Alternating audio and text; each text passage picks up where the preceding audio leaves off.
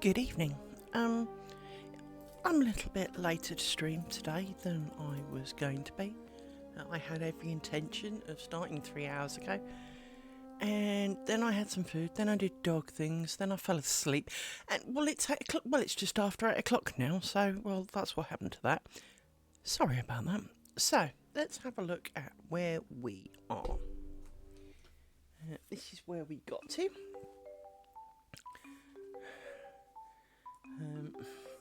And my pillow is anything but straight. Let's straighten that up a little bit. There we go. I seem to be obsessed with the levelness of my pillow. I realise that, but it does make the bobbins roll around. So, today we have choices of 2 bits of cloth stitch or adding the rest of the bobbins. We're going to pick bits of cloth stitch. The reason being bits of cloth stitch because they go quite fast, but also the later we add those bobbins in, the later they get on my nerves. So let's start furthest away from the middle, roughly where we were at. Now I do have somewhere, there it is. I think that's it. It is. I do have my very cleverly mastered out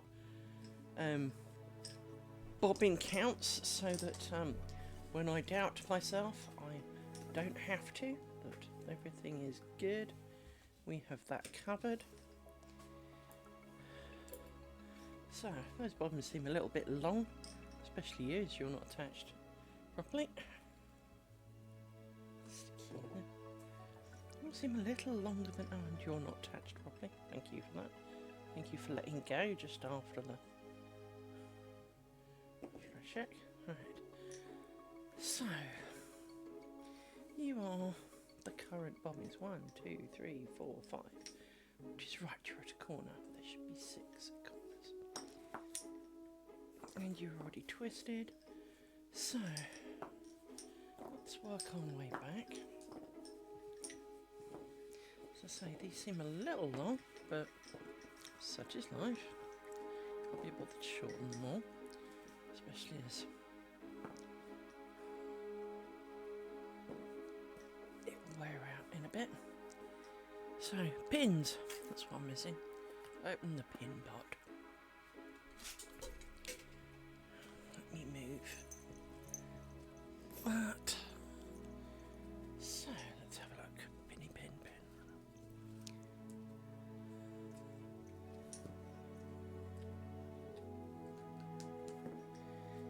Yeah. No, idiot. Oh, that was the wrong pin. Oh, I'm off to a really good start today, aren't I? These pins are just too tiny for their own good. You go back in that hole in there. And I need to add you and take out you. So, let's try again.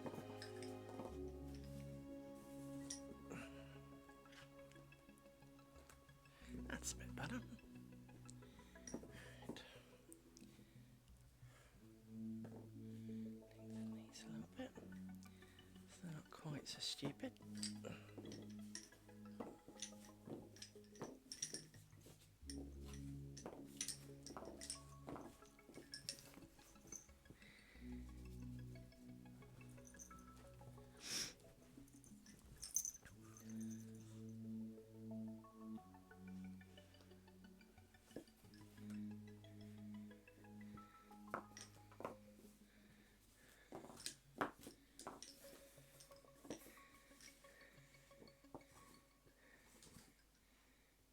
Twist it, that's fine.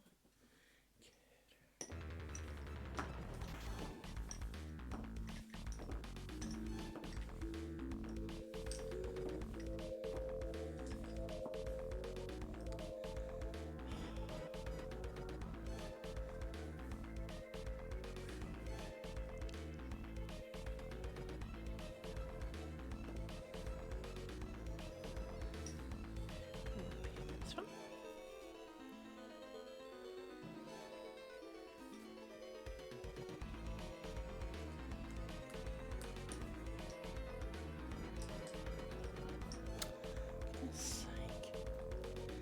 thing to do with these is spend time reattaching the bobbins.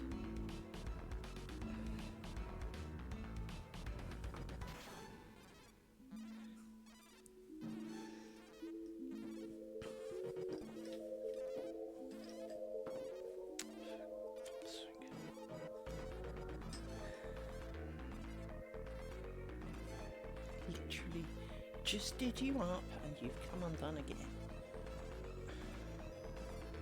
Let's try this knot then.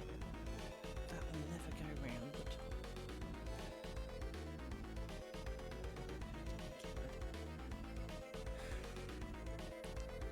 I have seen people do a different kind of knot where they do something and end up with a different knot, and it's got like two parts to it that goes round, so probably makes more of a hitch rather than a half hitch, but it should be enough. But it just the dent on these bobbins is so little that even the slightest kind of let up of tension, even though it shouldn't really let itself up, and it comes off the bobbin. As you can possibly see, like this one, because there's a small chunk missing, it really easily just comes out of that section, and so you spend your entire time putting the ends, the bobbins, back on the thread properly.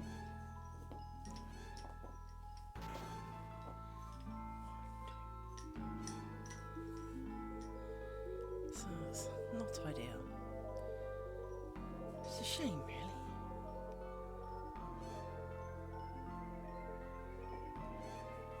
May have to find... You know, it'd be really good to fix that. Real crappy old violin string. Not the smooth ones, the rough ones, the ones that kind of you could grate your nails on. And then you kind of like cheese wire it round the edge to make the dent just that little bit dentier, you know? I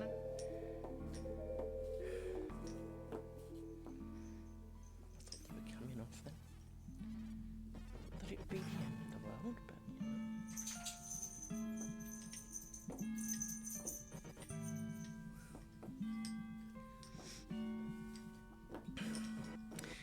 These bobbins are primarily designed for a bolster pillow, which means they would normally be hanging, which would alleviate some of that problem. But as a hater of spangles, I need a bobbin that, well, I needed bobbins, and these are nice bobbins. They weren't so much problem last square. I don't remember them being quite so annoying. But last square, but like all of these ones where, although this one's being a bad impression of it, unlike these two, I wrapped all the bobbins around the underneath the kind of rows on top, which is almost certainly why these are worse than before, is because the full bobbins for the cloth stitch almost can't have it there. 1, 2, 3, 4, 5. So I think that's 99% of the reason as to why these are being more awkward this time round. It's not their fault, really. But she says we can find the hole for this pin. It's surprisingly hard to find holes for the pins. These pins are very bendy, and in fact I've bent this one just looking for the hole. Yet, but there is a hole there because, well, we've made the square before, so we know there's a hole there, and I can feel it, but it wouldn't catch into it. So, but if I, will you sit still, dog? It's right, being kicked in the back because he can't sit still. But if you look at, where's an empty one? I saw an empty one earlier. What did I do with it? It's under here. What you possibly can't tell is the shaft of these bobbins is not parallel. They're angled, and as a result, being angled, you get this, which is where it slips down the bobbin. So all this bit here, which was carefully wound and kind of stuck here at the bottom has kind of undone itself. And again, not ideal. Just a bit of a shame, really. You two out the way. This pin has got to go. This pin is not going to be helpful. After all that, it has got to go. Here you come. You're just too bent. Go away. It's the only other problem with these pins, that because they bend so much, you end up chucking out almost as many as you use, and they're really expensive. You don't get a lot for £9. Whereas the medium ones, you get an awful lot for less. And the medium ones are on Amazon, so you can get them really, really quickly. 1,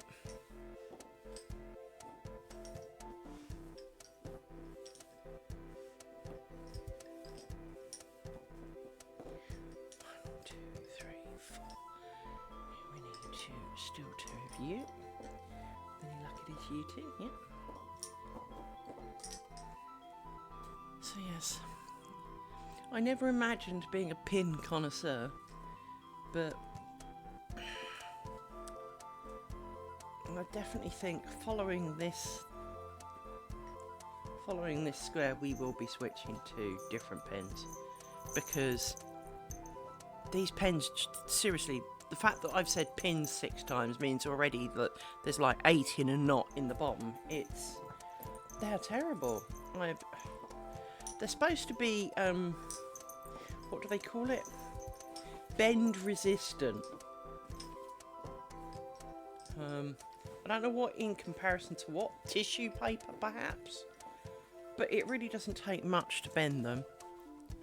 As I said, scraping them around a piece of paper gently, trying to find a hole with it, bends them. That's how feeble these pins truly are. So, it's just not a plan. What is wrong with my dogs? All they're doing is walking around trampling on everything and then kind of going, nope, I don't like this, move somewhere else. Trample, trample, trample, trample, trample. Move, no, I don't like this either.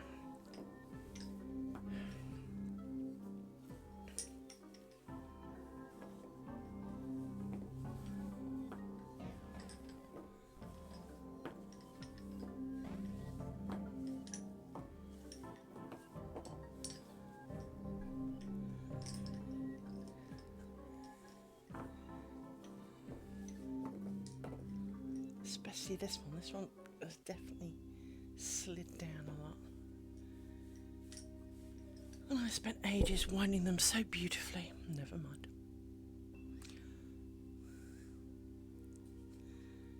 Oh, it is only Monday. I wonder what the work week will bring us. I know I've got an exciting meeting this week that I didn't really want. I can just move this pin. Doesn't look to be in the hole. I think it is. We will live with it. I'm so careful placing all my holes as well. Let me quickly look, see what day my meeting is, see if it's in my calendar. Let's have a quick look.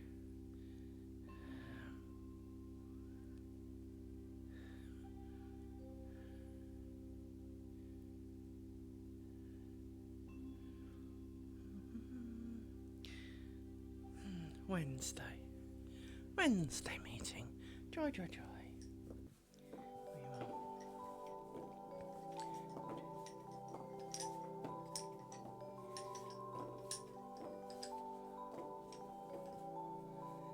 We shall look forward to that.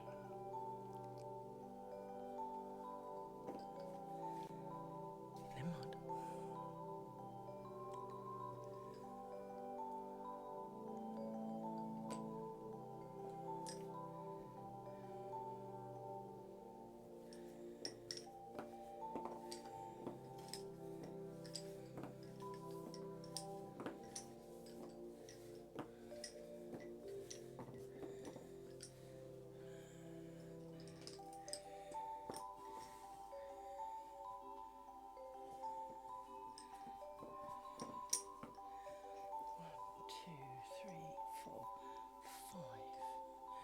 Just stick through you. Pull you up at the back.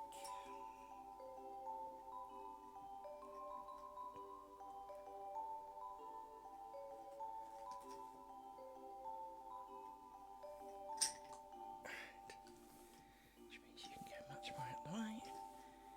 There we go.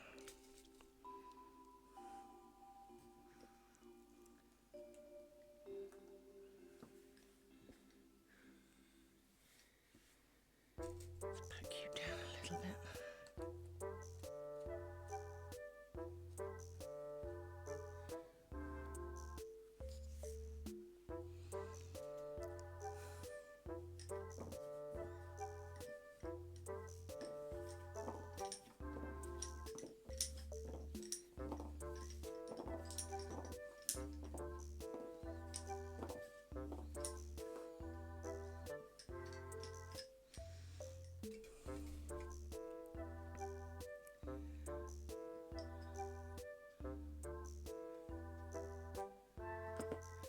It's very hard from the angle I sit, even with the fact that I've got a really bright light. I mean, you can't really tell how bright the light is, but believe me, it's really quite bright.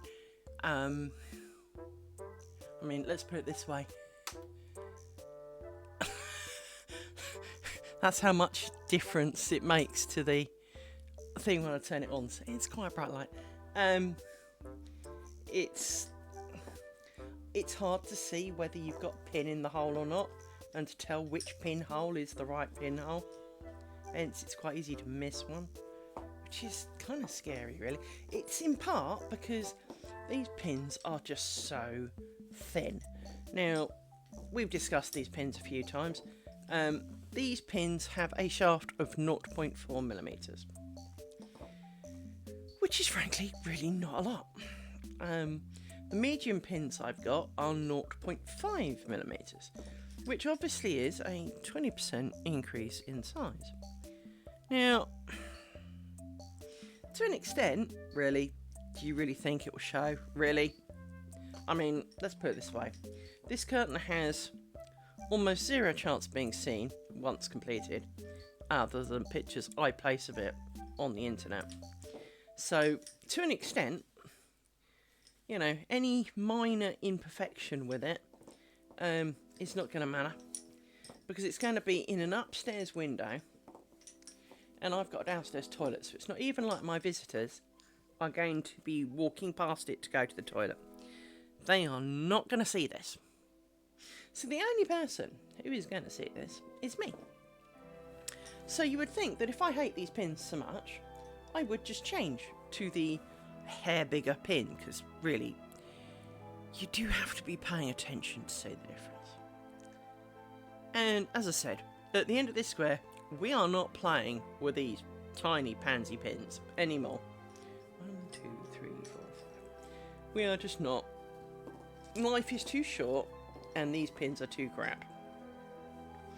I mean, hence, for example, for those who were around for the beginning, we made a triangle. By the end of the triangle, my brain was exploding because spangles. And the spangle on the bottom of the traditional Midlands bobbin, which is used in this environment by the traditionalist, there is no law that says you can't use other bobbins or other pillows, or so, you know, it's not like I'm breaking, you know, rules. It doesn't count. I'm not cheating. But it is traditional to use Midlands bobbins for this. And obviously back then they didn't necessarily have access to other bobbins. They would have had, the only other bobbins they would have had would have been Honiton bobbins. And if you've not seen a Honiton bobbin, here's one. I happen to have one to hand. They are wisps of wood, frankly a matchstick of wood. They're made of the lightest crap you have ever meant as wood. I mean, seriously, I blow on this, it moves, watch. Right? It moves with just a little bit of wind. It has no substance to it. I mean, they're great in terms of getting an absolute crap load on your pillow. But because they're tiny, because they're really skinny, one of the things I quite like about these is their chunkiness. one of the core problems with the Honiton bobbin was that when things tangled, it made it so impossible to work out what was tangled, just because the bobbins themselves, you know, I won't say are as thin as the... That's right, this one's got a flat bit on it, and it's not coming undone easily enough, unlike all of its friends. They just almost felt like they were no thicker than the thread. And it meant that because you had no weight to them, these have got weight to them. I mean, they're not heavy, but if I had a really long bit of string, you would see that gravity very much pulls it downwards, which, well, it's kind of supposed to, which is the job of the spangle, is to add weight to it. So these are a good replacement. They just have a couple of tiny defects, and slightly annoyingly, I got some other bobbins, because I'm a bit of a kleptomaniac and a hoarder, frankly. I'm not a hoarder as in keeping 40-year-old newspaper that no one's ever going to read. Not that kind of hoarder. But a bit like Pokemon, gotta catch 'em all, right? I have a bit of a notebook fetish, in the sense of... Oh, it's not really a fetish, but I have... It's a good word for it. In that, oh, I haven't got that notepad. It's pretty. I want one. I mean, my handwriting is shocking. I make doctors look legible, right? So, what the hell do I want notepads for? But I like notepads and pens, especially fountain pens. It's just one of those kind of oddities about myself, but I recognise it as a problem. So I have this kind of semi-kleptomania for certain aspects, and with one of them is definitely bobbins. Now, some bobbins are fairly cheap, some bobbins are not, and obviously to a certain extent, there is a certain bit of me that kind of goes, it's a bobbin. I am not spending half my wages on a bobbin, right? Now, obviously, it's not half my wages, but for example, you can go onto eBay, and you will find, if you look, I mean, certainly there was a little couple of days ago, bobbins for £30 per bobbin. There's 98 bobbins here. I ain't got that kind of money. I'm not spending 300 plus quid on... Just not. Not for nearly 100 bobbins. Now, I've actually got 200 of these bloody things, so... it's not happening. Whereas, for example, the ones I bought, which were a bit like this, but a bit more bulbous at the lower end, that's pretty much the only difference. Yeah, by me. Those bobbins were, I think it was £37 for a packet of 50. So they're less than £1 each. This is a not bad price for a bobbin. Plus, of course, I could mix and match them with these if I so desired, because they are very, very similar sized. They're just slightly different shape, and I've just spotted where my empty bobbins are. They're over there.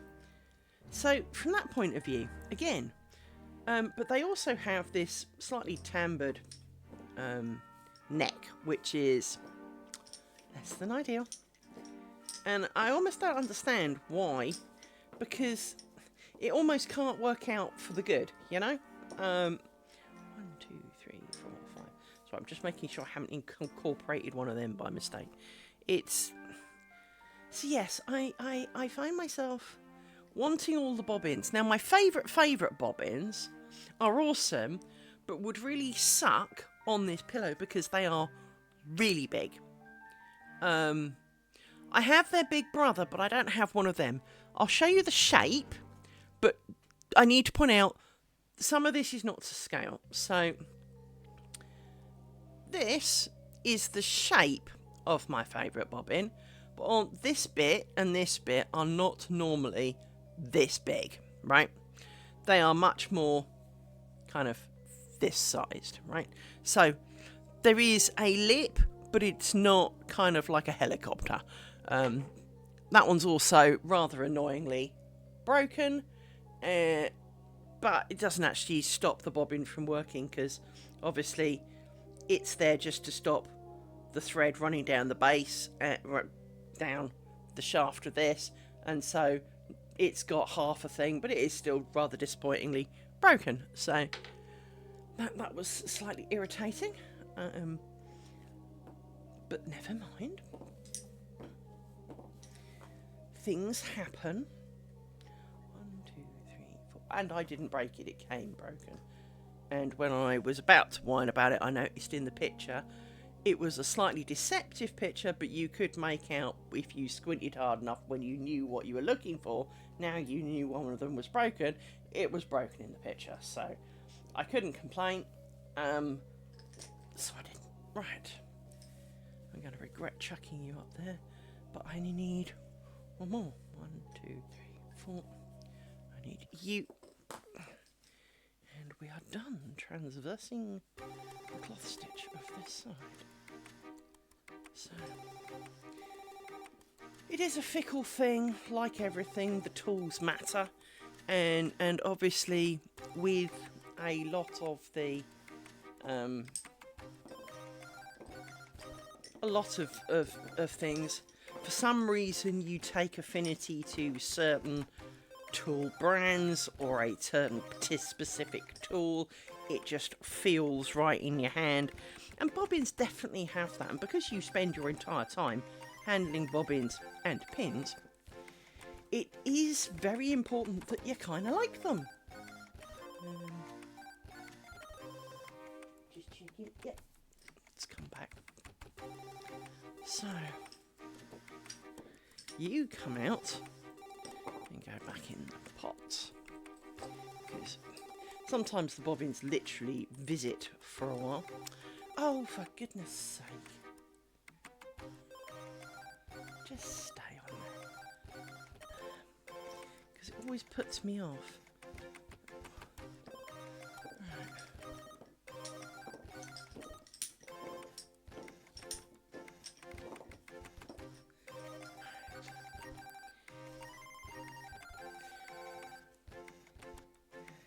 You go in there. Cloth stitch achieved. And I believe without any mistakes. That'll be a first. Right. So let's loosen you slightly. Put you back in that pin contraption.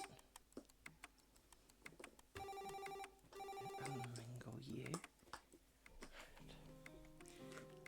I so want a 3D printer, because I could make my own bobbins exactly to the shape I want.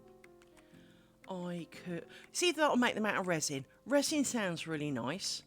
I fear they'd be a bit brittle, but resin does sound nice. And you could make pretty swirly ones, different colours, but they'd also be shiny, and I don't really want shiny. I need matte, at least for the head bit. Matte really needs to be the aim of the game. Yeah. Love to have a go of that. I wonder if anyone's actually made bobbins out of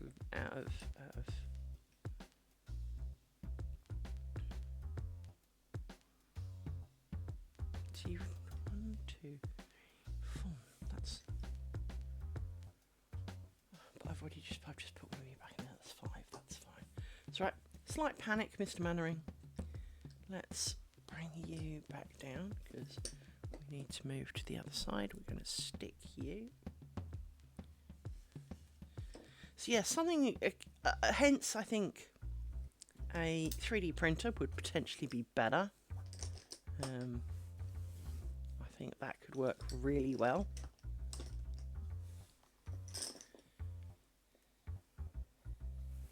I think a 3D printer would work exceptionally well for printing bobbins. But also, 3D printer would be able to print other tools. So I guess you can make them out of resin, but of course you need one to copy first. And what I have in mind is, instead of these, they're all flat. Instead of these knitting needle holders, which if I grab one for you, which are great because they've got a spring and they spring onto the end. The only problem is most of these are like this one, in that the end faces the wrong way. So as you put them on, you've got to twist it and pull, and that's complicated. So you can go over there for a minute. You can come down here, and we need some of you. And why are you not in a pin? You need a pin, my friend.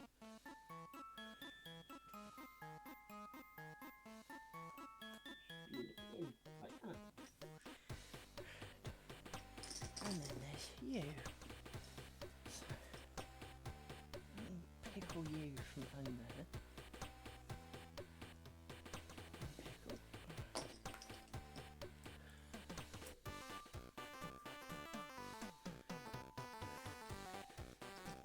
Won't be needing you. So I will, but I need to lengthen you a bit.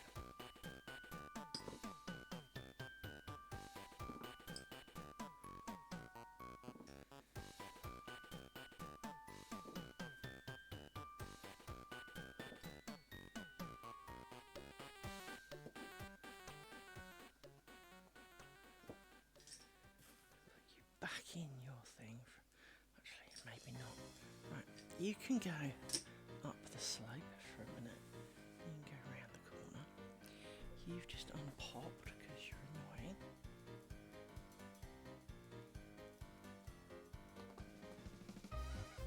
Too wrong. There you go. It is you. Right. It's one.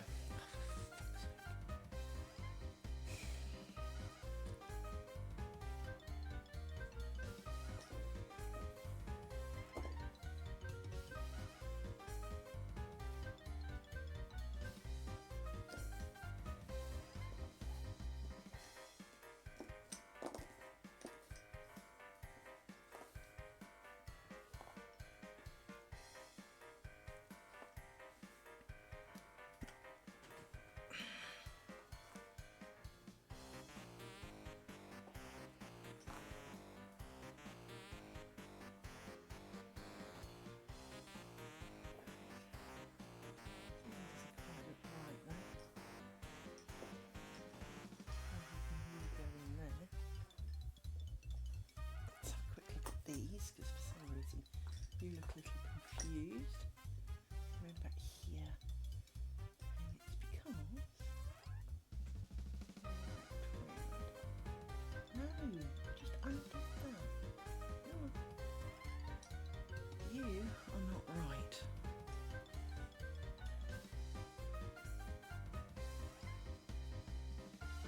getting a bit busy, but there's something wrong. Here. I'm trying to work out what it is.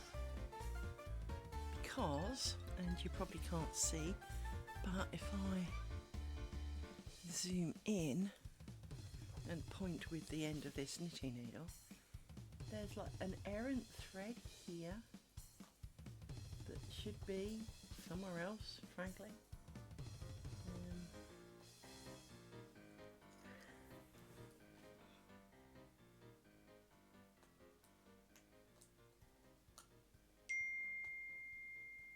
Undoing it is not really an option.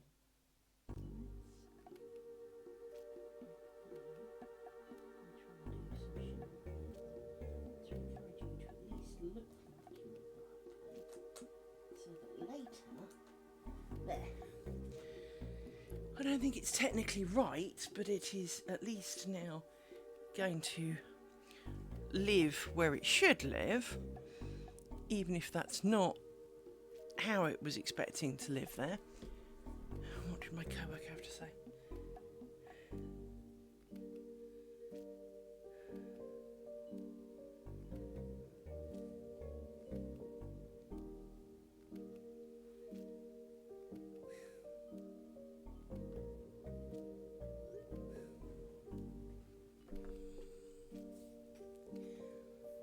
So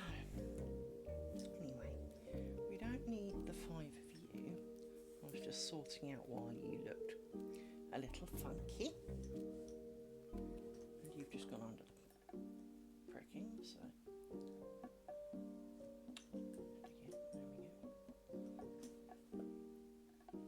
Right, you can go around the back. So let's get back to business. 1, 2, 3, 4, 5, and the thing. And at the corner, that is the right number. So we now lose you. And want to gain you.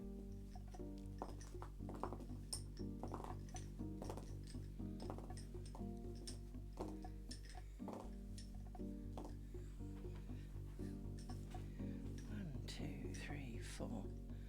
That's a good thing. Let's lengthen you slightly because you're feeling a bit short. And you're a bit long, but that's okay.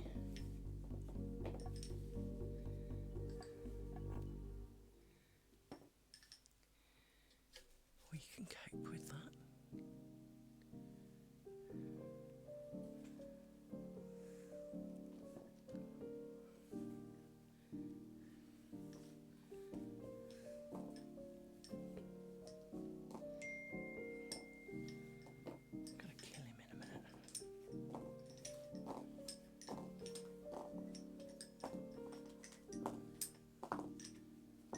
About the Wednesday meeting, but even so, can we just not?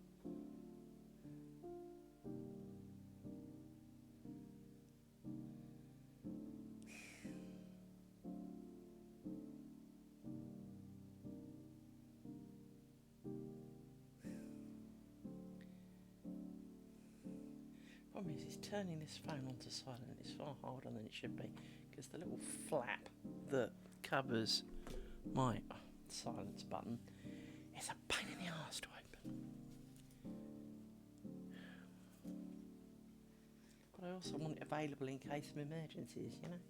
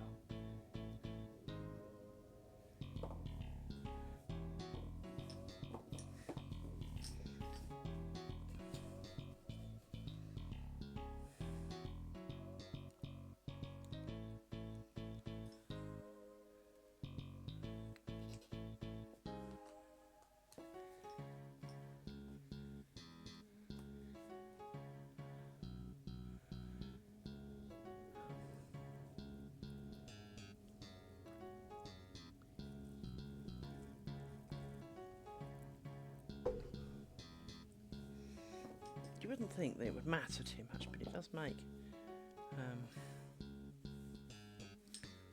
working with them so much easier when they're kind of in the mood.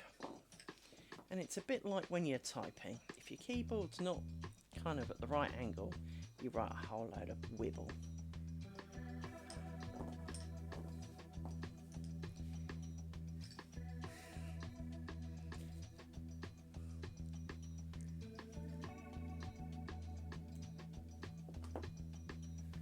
That, and of course you write a whole load of wibble if someone else is watching, because that just seems to be compulsory. Or if there's a delay. It's one of the things that I've never had more admiration for are church organ players. Playing the piano is arguably hard enough. I feel you have to be part schizophrenic to achieve it perfectly well, because it's not necessarily... Now, some piano pieces are playable by us more normal people, although I'm not normal, but by normal people and the average Joe, when you have notes moving together. So whether it's plonk, plonk, plonk, plonk, plonk, plonk, or even plonk, plonk, plonk, plonk, you have an element of togetherness with it. Or even plonk, plonk, plonk, plonk, plonk, plonk, plonk, plonk, plonk, plonk, right? It doesn't matter which hand does move it, but when it is a in time synchronized move, the moment you get into complicated non-synchronized portions, you need two brains for that. I'm sorry, you need two brains for that. And so that becomes, frankly, near impossible. And then you have to add on with church organs that the fact that there can be anything up to, I think it's a 10-second delay. So crap that you plonked 10 seconds ago is suddenly what you're hearing, not what you're plonking now. I can't even cope with the slight lag on my typing, and I'm a touch typist, and I can type without my glasses on, which basically means I might as well shut my eyeballs, right? I can do that, and I will even know when I have made a mistake.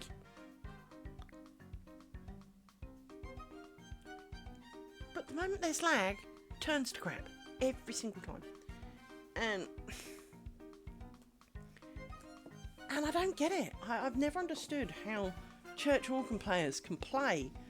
I mean, I guess the answer is you have to carry on regardless. And this is very true with most musical instruments when playing in public places. It's irrelevant of any mistakes that you have just made.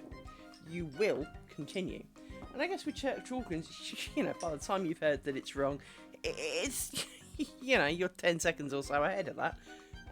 So I am very impressed by church organ players, because unlike most piano players who've got two hands, maybe a kind of sustain and a dampen pedal, they've got stoppers and tune pedals, so you can play tunes with your feet. And then they've got multiple keyboards, and they can match in tone or be different octaves, and different instruments that you can pretend to be, although to be honest, they all kind of sound the same. I don't quite understand the instruments part of a church organ, because, well, it's all a bag of wind passing through a tube. It's going to sound like a bag of wind passing through a tube. So, you know, let's not pretend that this is a violin or something. I'm making it up, but, you know, let's not pretend that there is a discernible difference in instrument like there is on, say, a synthesizer. But, yeah, delays on it. Oh, God, no. It's part of the reason I had problems with my stream the other day when I was getting an echo, because it was a half second delay, and I was hearing myself half a second after I'd said it. But, of course, I can hear myself because I haven't got headphones on, so I can hear myself. And then I was also hearing myself half a second later. So it was kind of like an echo. Yeah. I can't be the only one whose brain just kind of nopes out and says, not dealing with that. No. can't be the only one who can't handle delay echoes of things. I struggle in meetings when someone's got you on like speakerphone or something, and so you hear yourself through their computer, and you're like, "Can you just turn that off? Can you find a headset, please? You know, or I will go slightly insane."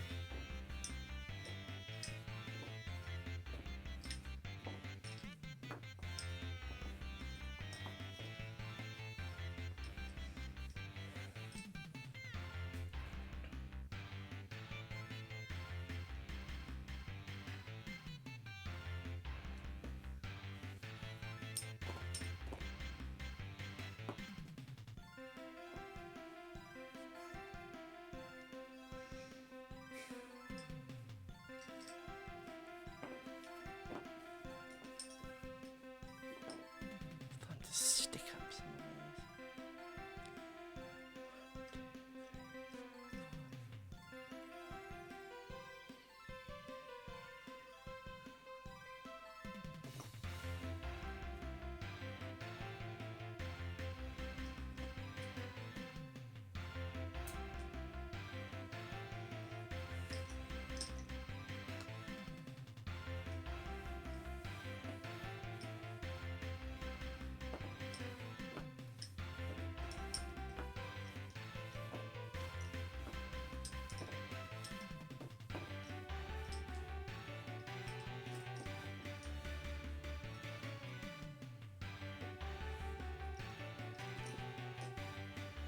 You're not the next bobbin.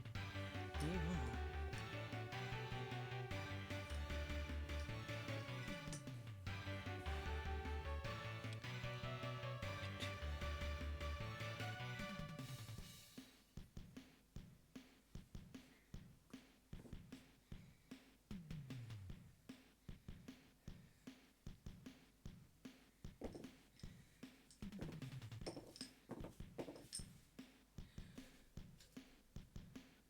Ow! That was the sharp end of the pin.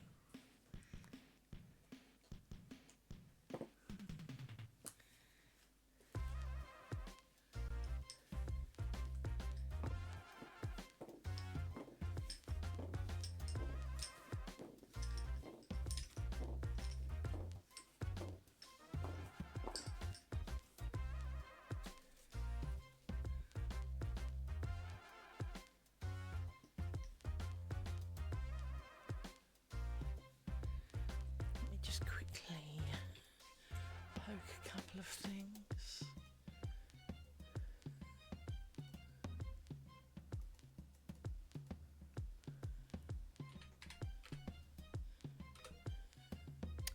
It's not what I type, thank you.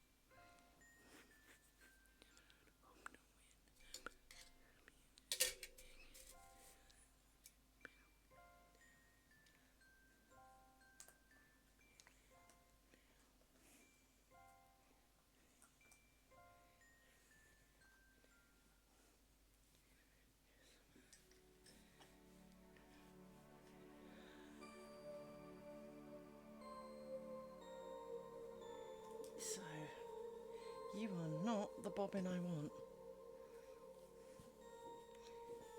I'm not sure any of you are.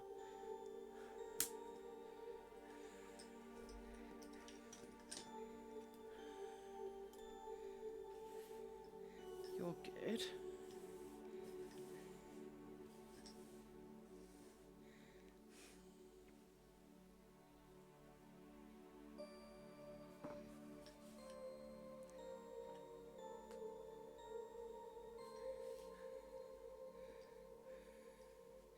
So you are your friend.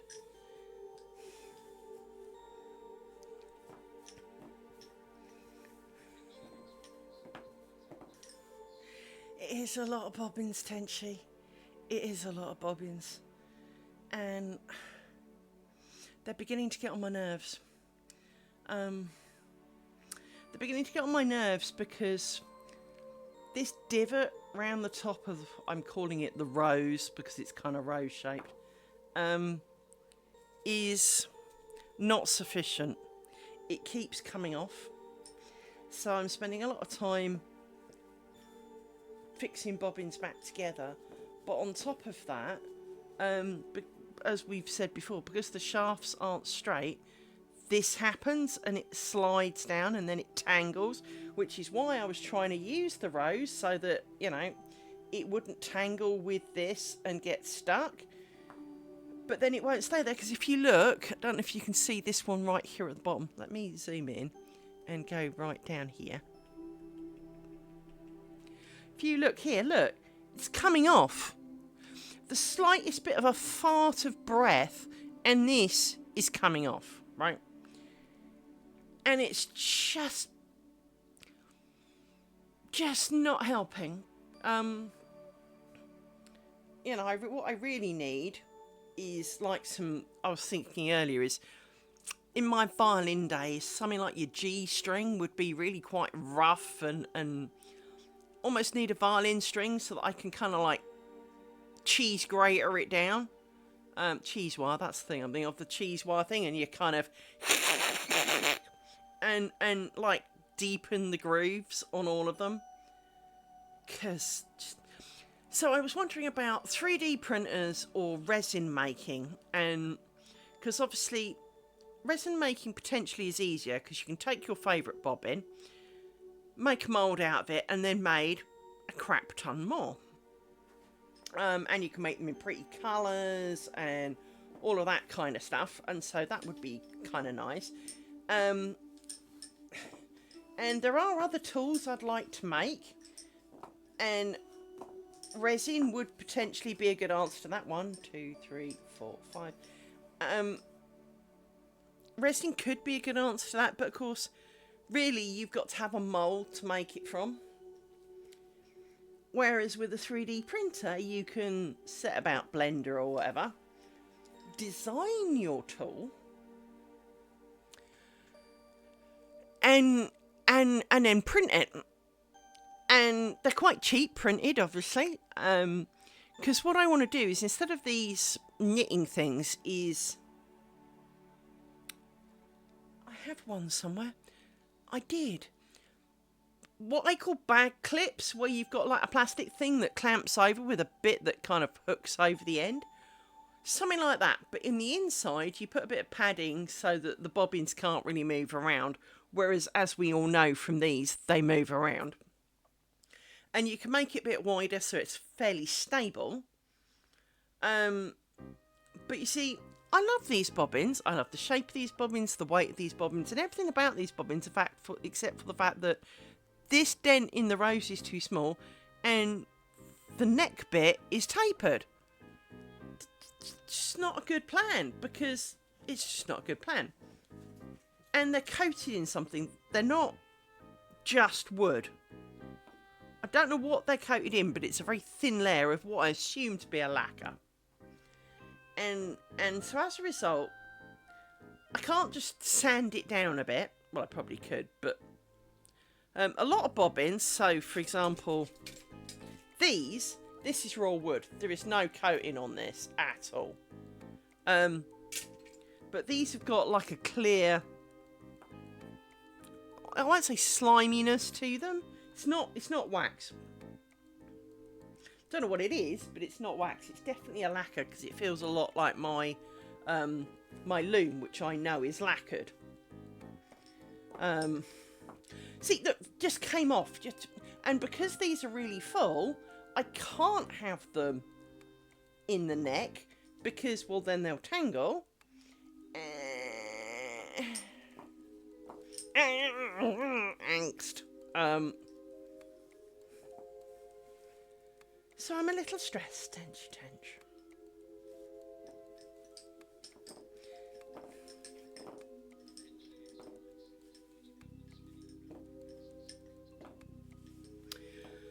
Well, yes, but obviously, I mean, that would be the same idea of the cheese wire effect, to be honest. But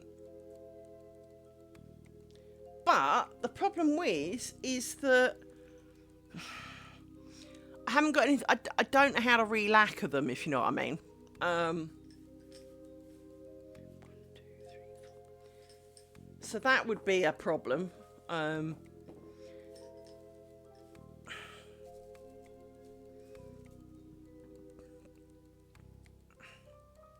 Plus, I've got a couple. She just can't see one for looking now.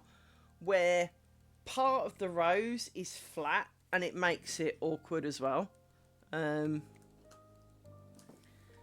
yeah, I don't know.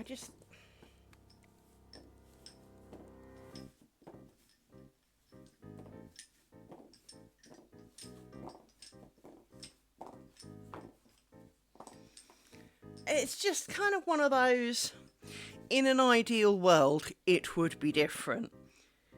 And because these are technically for, I won't say only for bolster cushions, but the country who invented them uses bolster cushions, not flat cushions. Well, of course, they'd be dangling down. So there'd always be pressure on this to keep it where it is. Whereas like this, there isn't really. Which doesn't help.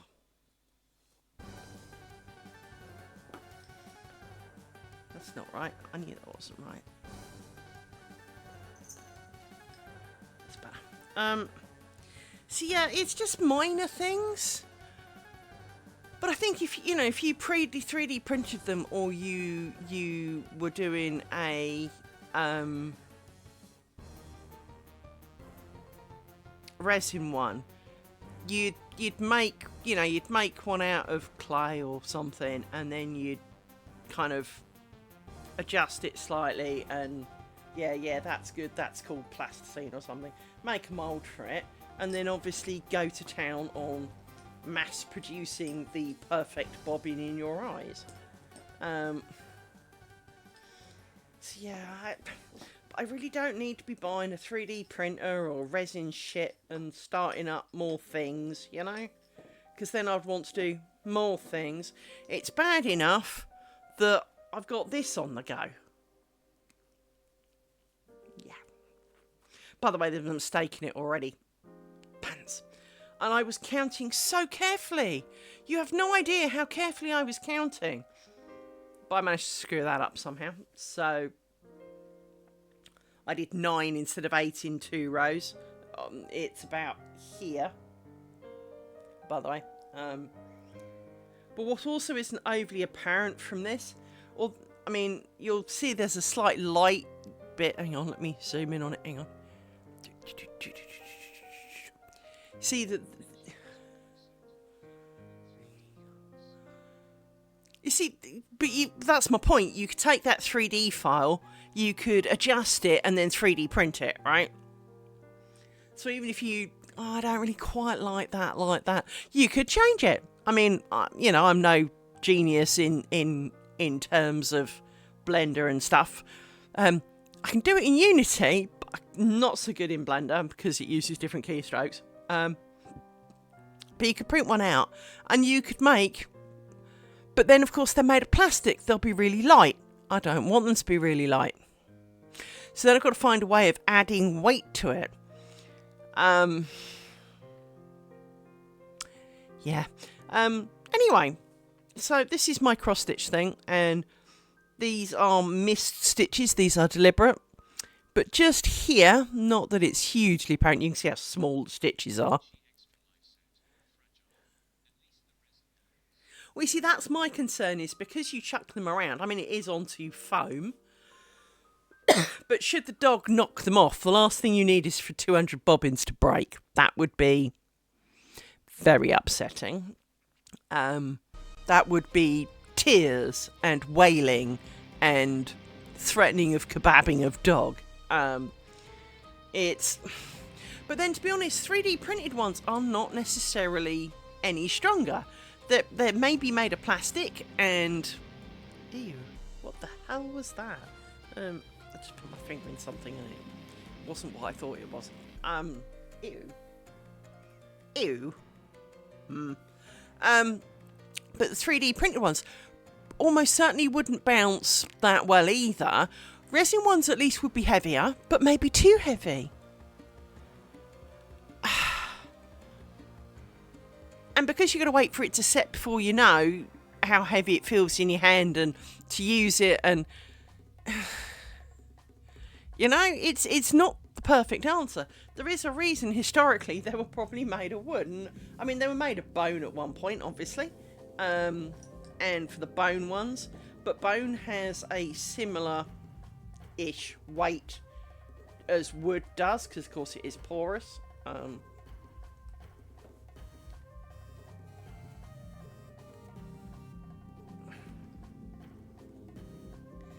So yeah, it's hard to have the right answer, if you know what I mean.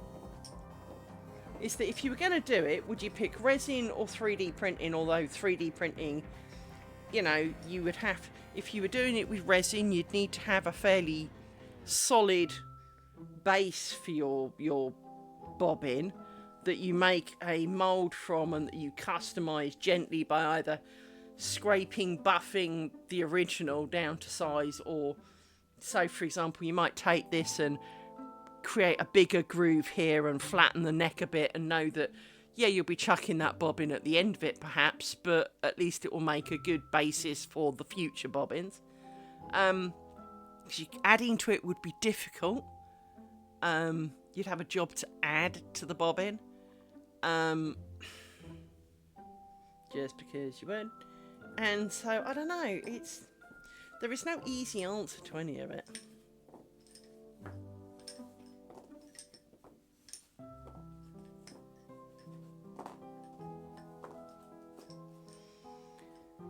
But I am tempted to try. And I can't be the only one who wants to do it, you know.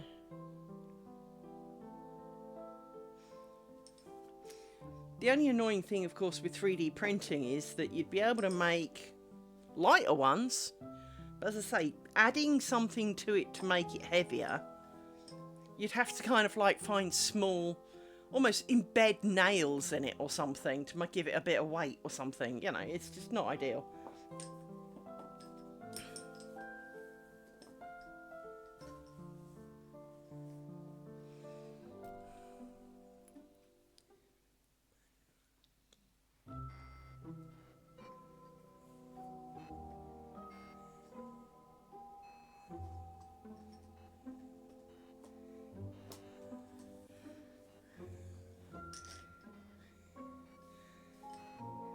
So yeah.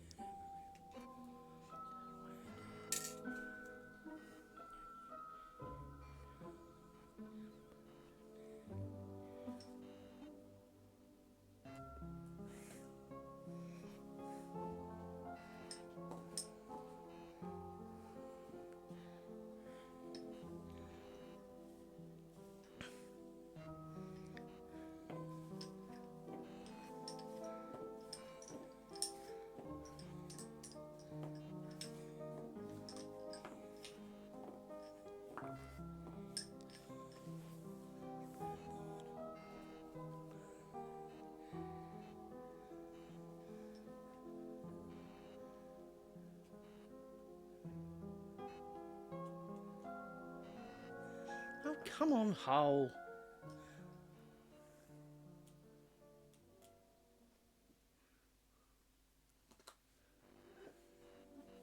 Tenchi, next square we're using the bigger pins. I don't care. We are using bigger pins next time round. Had enough. Not the big pins, although... because they're like 50% bigger, but... no. The medium pins. The one I've got 3 pots of. And can get more off Amazon, so... we should be doing that. And this is far too many to be going in one pack. 1, 2, 3, 4, 5, 6. That will make it fit.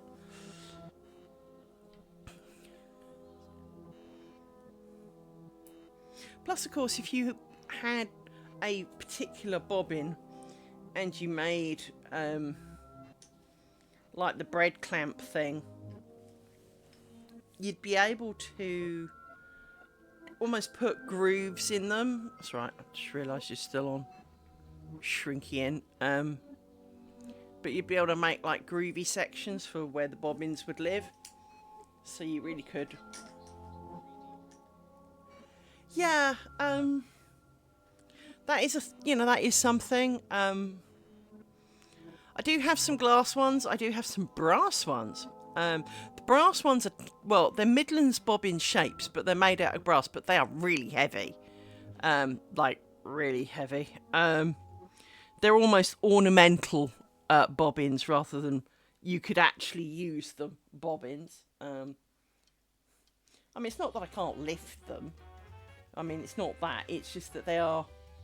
if you're going to be chucking them around your pillow a lot, it would be more tiring on the hands to be...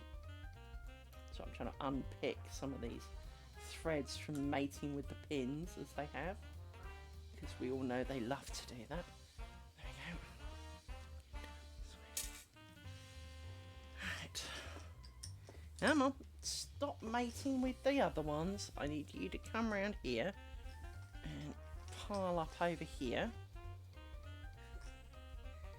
And I want you to come all the way around over here and pile up with these guys. Everybody needs to come around that way except for you. More bobbins! Collect my additional bobbins.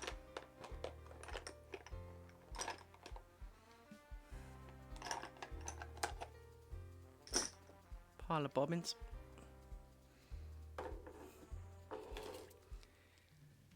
So yes, 3D print metal would be an answer. But obviously, again, you'd have to find the balance of heavy but not too heavy but not too light, and find a structure for within.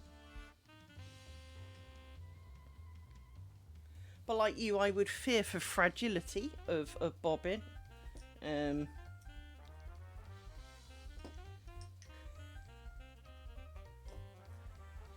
Because it's not that you intend to chuck them on the floor or, wang them against walls in a fit of rage, but, things can happen.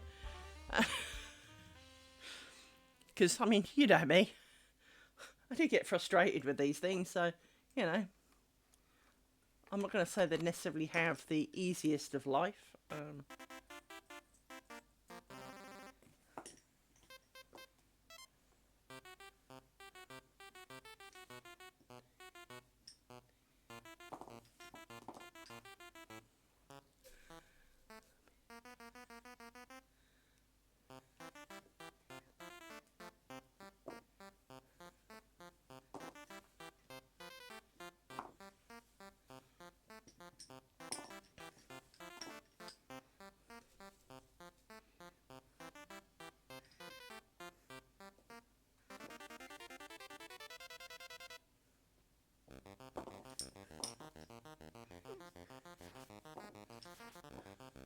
That looks really weird.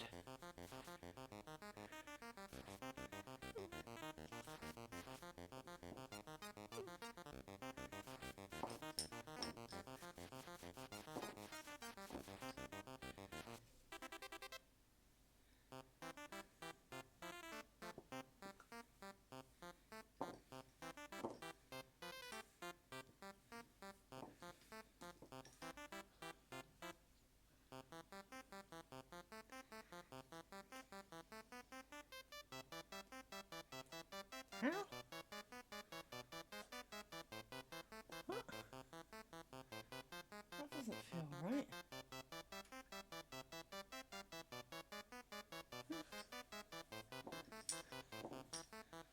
It is, just doesn't feel it.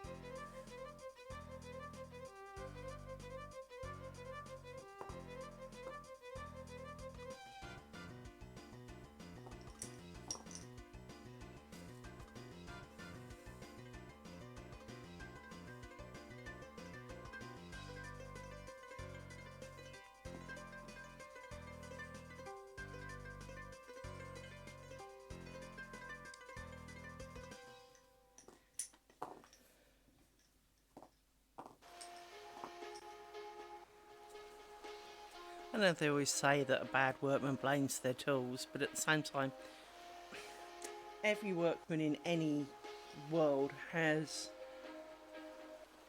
kind of a favourite or a preference. You just do. It's just the way we're made, I think.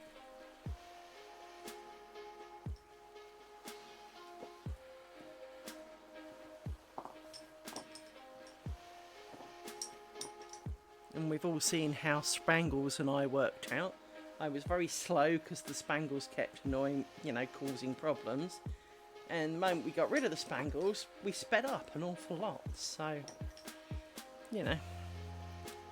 I'm better without Spangles.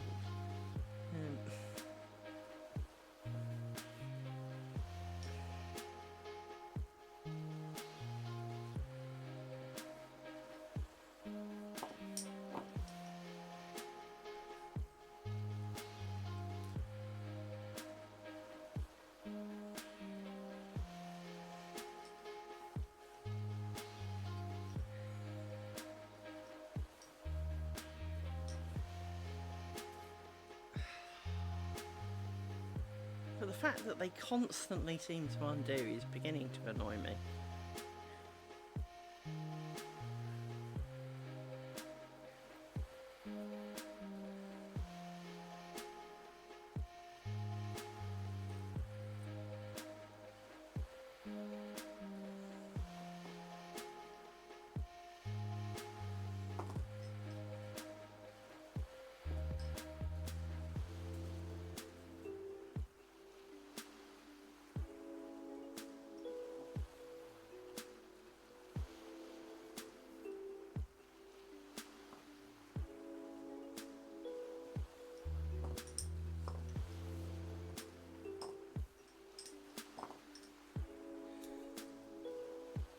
So how's Tenchi doing today?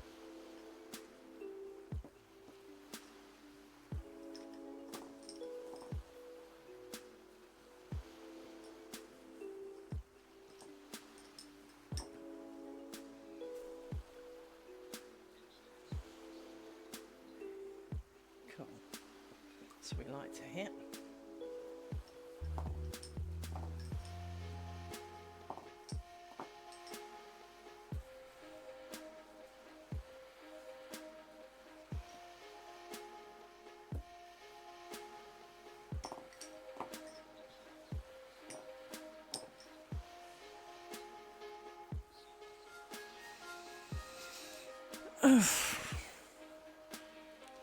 Yeah.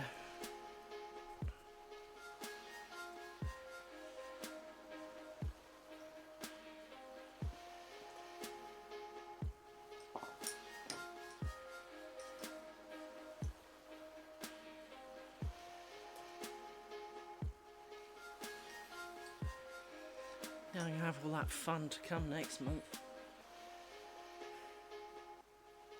Most of my work equipment should be replaced next month. Sorting that out will be interesting.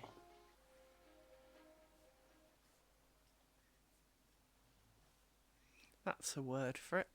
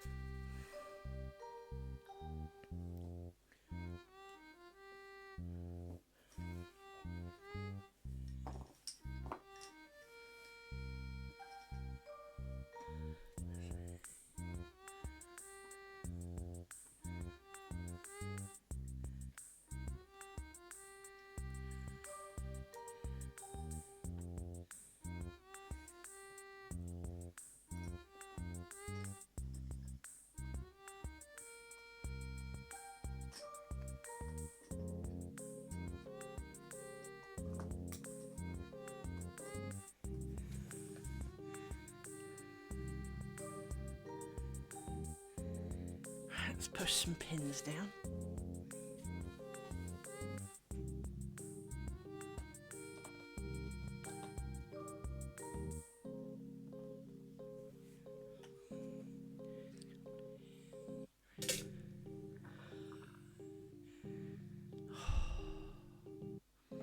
My lips are really dry. Hang on.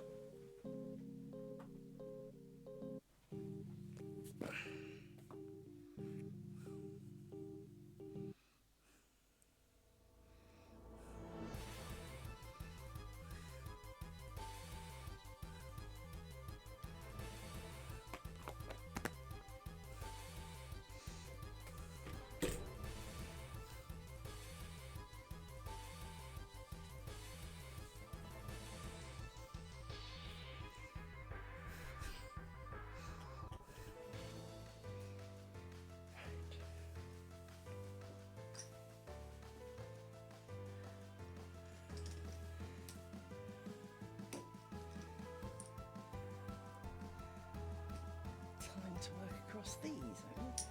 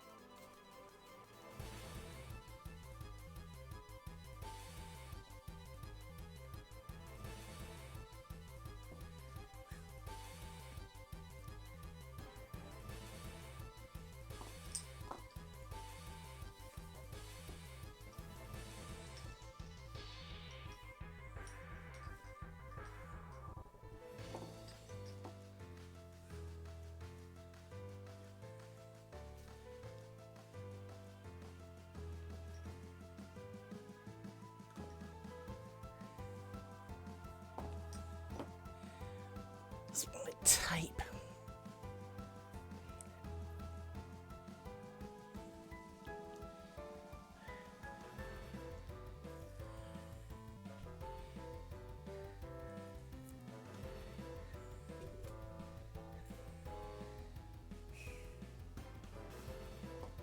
You seem to have tried to escape. Let's wind you round a bit.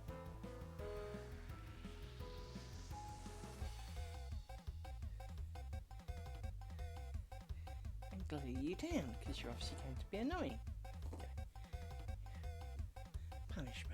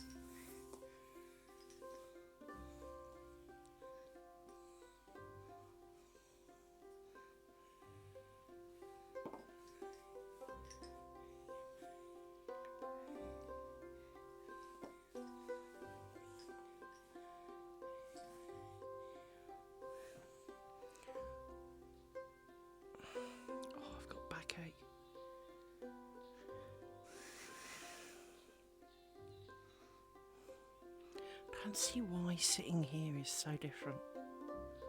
It's like 6 inches to the right.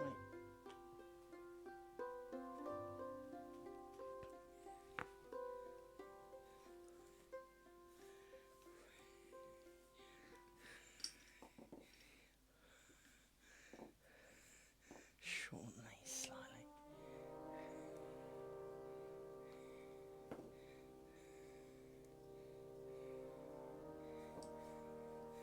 It's better.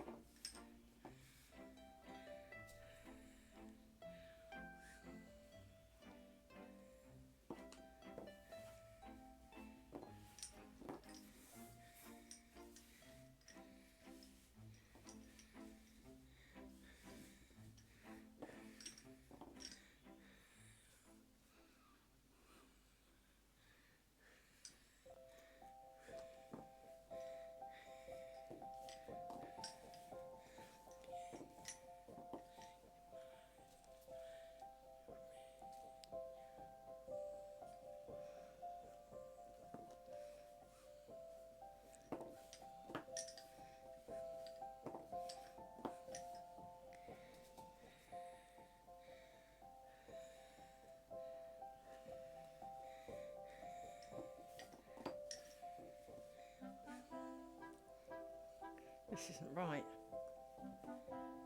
You're not the pair for this. You're the pair for this. No, you're the other pair. No, it's because it's not a working pair. Go back to sleep, Liz. Go back to sleep. It's because you've slid up. You look like you should have more. But we're not doing cloth stitch, it's fine. Go back to sleep. Brain cells stop doing stuff like that.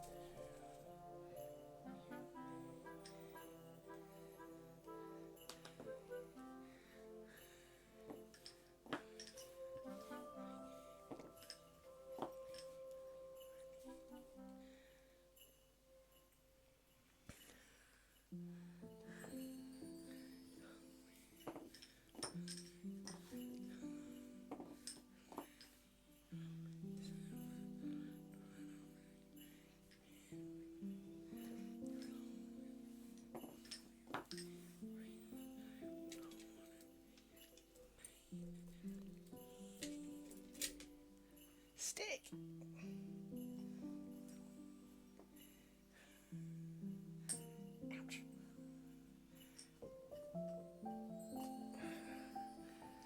Stick. Oh, my back. Oh. Let's lean back and let it spasm gently for a couple of seconds.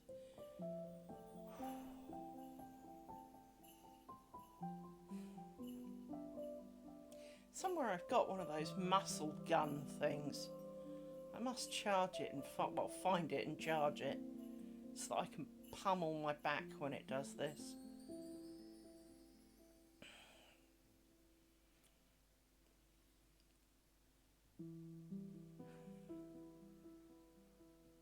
Because it's always just that my brain's really getting into everything. It kind of goes, nope, done now. Yeah, but brain isn't. Hello, welcome to the channel. I'm just stretching because my back hurts. Hello. Do you craft? Please introduce yourself. Only obviously if you're comfortable, but you know, we'd love to get to know you.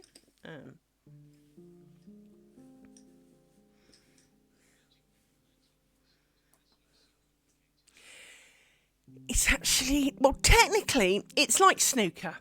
The principle is quite straightforward. Achieving it is a little more complicated. So, for example, I'm sure you could. It's the biggest problem with something like this is that it looks really complicated because there's 100 bobbins sitting in front of you, all in great piles, which frankly are anxiety inducing. You know, I'm not exactly neurotypical, but I'm not exactly the most weird person in the world. But even I find looking at great piles of bobbins stress inducing because they just are. And there are other things that stress me out. If you hang around, I'm sure you'll find out. So bobbins that undo themselves, these stupid pins, you don't need to. Thank you for the follow. The answer is you don't need to keep count. Let me zoom in on my thing for a minute. Right. I'm not very good at steering. It's a bit like driving in reverse. Right. So this is the bit I'm about to do here. How do I know this is the bit I'm about to do? It's the topmost bit that hasn't been done yet. I'm working this triangle here, because then you turn it and do the triangle again. So the topmost bit arguably is this dot here. Now I could do that little square, but then to do this square I must have done this one, because the bobbins, if I pull these out, they naturally fall in a 45-degree angle. So what happens is for every dot, a pair of bobbins meet, right? And let me zoom out so you can see what I do when I wave my hands, right? Hang on, there you go. So they meet at a 45-degree angle and form a pin. And you do kind of mixy pin, right? So for me to do the next bit, these go into the pin below. So to get to the pin below, I need to go up here. Now, I don't need this pair of bobbins. I know this because they are going to feed into that pin there, and I'm not working that pin. These ones, they kind of do. Obviously, you guide them to a large extent, but in short, so this is a thing called cloth stitch, which if you've ever really stared at a piece of cloth, you have vertical lines and horizontal lines. These are the warp, this is the weft for the weavers amongst us. But when you do the weft thing, say the first thread goes over, under, the second thread will go under, over, under, over. So you get the alternating thing. So cloth stitch is exactly that. Now, traditionally, cloth stitch is done with, in lace making, in 3 moves, which makes it sound way more complicated than it actually is, because you go cross, And admittedly you do 2 at a time, but you can twist. Those are the only 2 moves in lace making. Cross or twist. That's it. So I'm sure you could do this, whether you want to and whether you have enough sanity left in you to try. And then finally you do another cross. And they have swapped sides. That is all that achieves. There is an easier way of doing this. And this is what I do, which is called... You move one and then you cheat and over and under the whole way across. Because that's all you're actually achieving. And it speeds it up and cuts out a bit of unnecessary complexities. And it results in exactly the same thing. You then put the pin in the pinhole the other end. And twists are obligatory when you've done things. So put it that. I'm now working back to the pin that I want, which is for these 2. So I can go 1 over and work my way back. So over, under, over, under, over.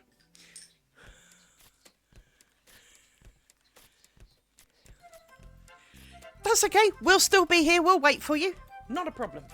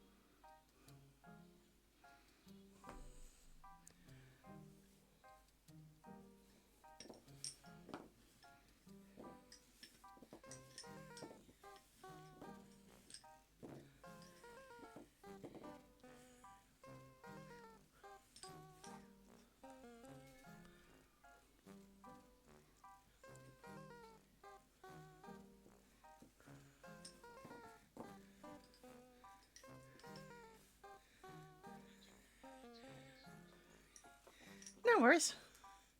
Welcome back. You're not like being slow is not a problem. The world is not a race. Let's face it. Sadly for all of us, the final act is to be deceased. We're all in no hurry to get there, so no point rushing. So there isn't a lot more to it. Cross, which is left over right, twist is right over left. You do a bit like knitting or crochet or anything else. It's a question of which bits you twist, which bits you cross, which bits you don't. Oh, well, you never don't, to be honest, but you do something with all of them. And they naturally follow. So it is daunting, because if I put... if when I started this, I'd put all the...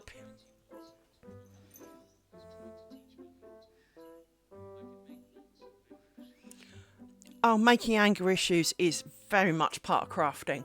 I don't know a single crafter. It's a bit like...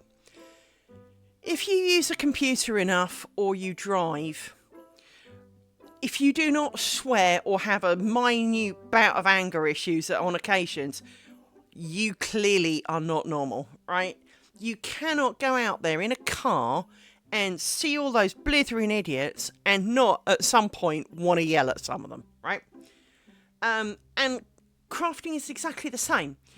Crafting, we allegedly do it because we enjoy it. But frankly, what we seem to do is spend hours of cursing, swearing, complaining, whining about it. We may make beautiful things along the way, but behind every beautiful crafted piece is a lot of swearing, right? And frankly, if you haven't, again, what is wrong with you, right? It's just not normal. These things are sent to try us. But somehow, we also can't... Actually, I think more accurately, we enjoyed the end result. We may not necessarily enjoy some of the process, right?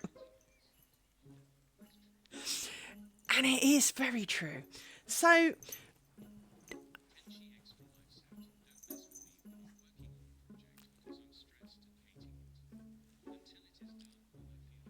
And I think we're all a bit like that, is that whatever the project is, whether you draw, whether you are a landscape gardener, whether you sculpt, knit, crochet, do pottery, glass blowing.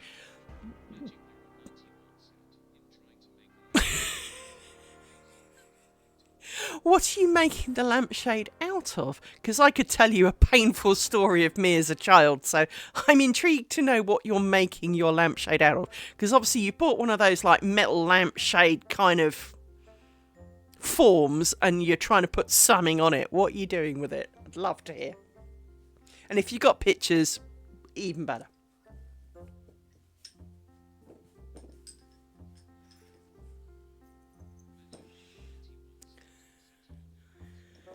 Ooh, satin is evil to work with at the best of times. Good luck with that.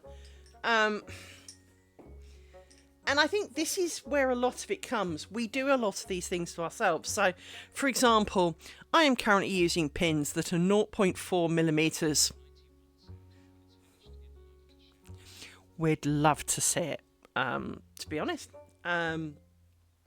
So that's always a good thing. I love to see what other people have done, because obviously I'm rather publicly making this. I also have a side project to pacify the brain cells, because if I show you this picture, I have made one square, and in fact, for you, because you will not have seen it. It is part of the beginning of my stream, but let me... Not this pin board. I have made pin boards, but not this particular one. I purchased this. Let me put this cloth down so that you can see this better. So this is what the square is going to look like when I'm done. I've made one, hence the one square in the top right-hand corner. This is it. It has a friend, which was its inspiration, which is this one, which looks pretty similar, but it's got different stitches here and different stitches in the middle, and technically there are different stitches here, but they just look like mistakes. So hence I wanted to change how that square was, and I decided upon this because I need 18 of them to make my net curtain. Now, only an insane individual decides to make a 43cm by 97cm net curtain out of all of this. But the reality is you make it one triangle at a time. There's only like 76 billion triangles to go. And now, don't get me wrong, there are mistakes in this square, and I can point at many of them. But it's also going to be upstairs. No one's going to see it other than me. And to be honest, I'll probably walk past it the majority of the time and not look at it. So there are allowed to be mistakes in it. I am arguably human. So this is the finished aim of every square, to look remarkably like this, to join it together. And when I was setting this up, I started off with different bobbins. I'm a bit of a kleptomaniac, so I have many types of bobbins. Don't judge. And I was making a triangle. This is the triangle I made. So it is the same as the square. It is just one triangle. I did try a different stitch here. I like it, but not for this, so we kept with the original plan. But as you can see, what will happen is I will join along the lines where the squares are and form a net curtain. This is not going to be a short and simple project, and because it is a heck of a lot of repetition, and, well, as you can tell, if there's 18 squares and all the rest of it, I think it's 72 squares that I need to do, and I've done nearly 5. So it's going to take me a while, and as a result of taking a while, my brain cells are in danger of getting bored and hating it, because, as we all know, as humans, we like a routine, but we don't like to think we're stuck in it. We like change, but we don't actually want to change. And so, in doing this, because there are basically 3 stitches on the board, I have picked a side project, and when I ordered it, I obviously wasn't thinking. So, age 7, my mother came to school and taught people how to cross stitch, and we made a bookmark. The kind that was kind of like, as long as this is tall and maybe a couple of inches wide, and I remember there were 11 stitches top to bottom. That's not very many. This was the only cross stitch I did in my life. So when I saw a very pretty pin cushion, now pins are clearly a problem here, and currently I am using a little tub of pins, I thought, well, I could make a pin cushion. I mean, I can sew pretty well, actually. I just don't. So I ordered a thing called a Biscornu pin cushion. Now, they are usually quite pretty, and this probably will be when I'm finished. However, this is, let me zoom in advance, because you're going to want to see this up close.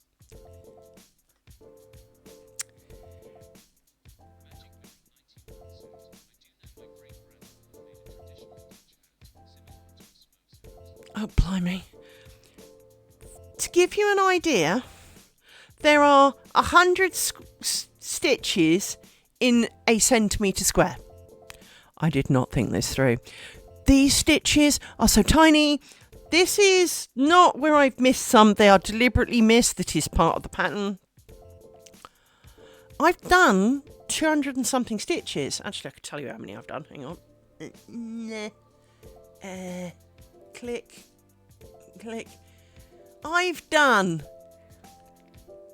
248 stitches. And I've covered...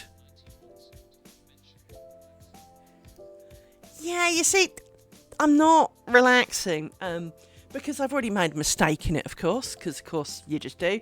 And it's not that I've missed a bit, it's that I did a bit I shouldn't, which is worse, because, well, now there's stitches where they shouldn't be, and you can't really undo them, because, well, they're kind of, actually, they're probably these 2 little bits here, but they are, integrated with all the others, so you can't just snip them out. And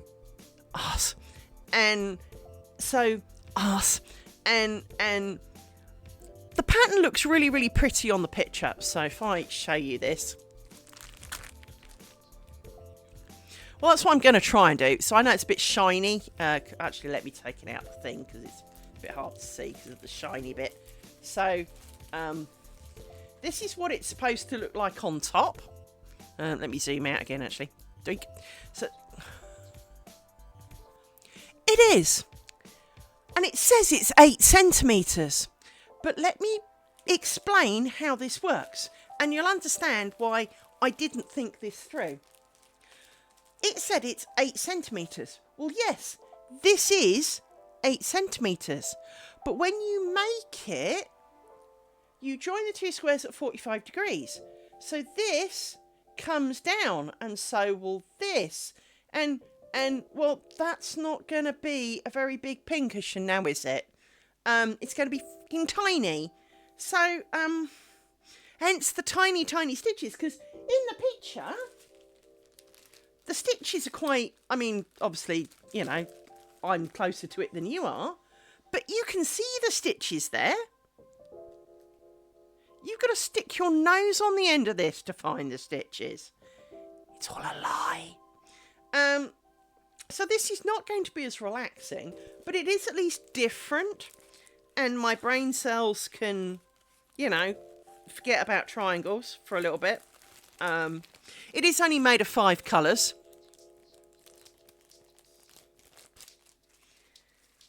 Well, you don't need to make 2 because there are 2 sides to it, so that's fine.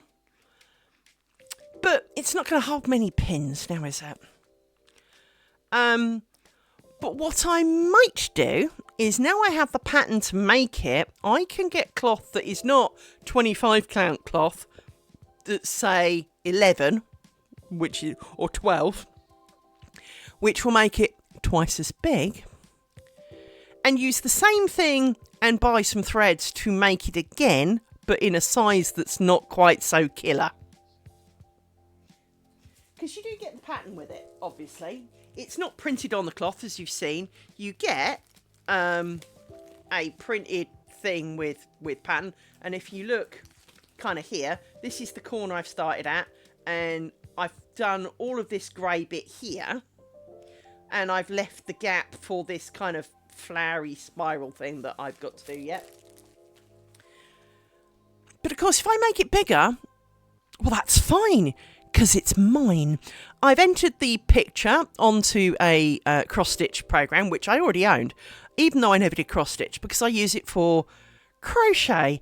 I make Tunisian picture blankets, and I always design them with a crochet program.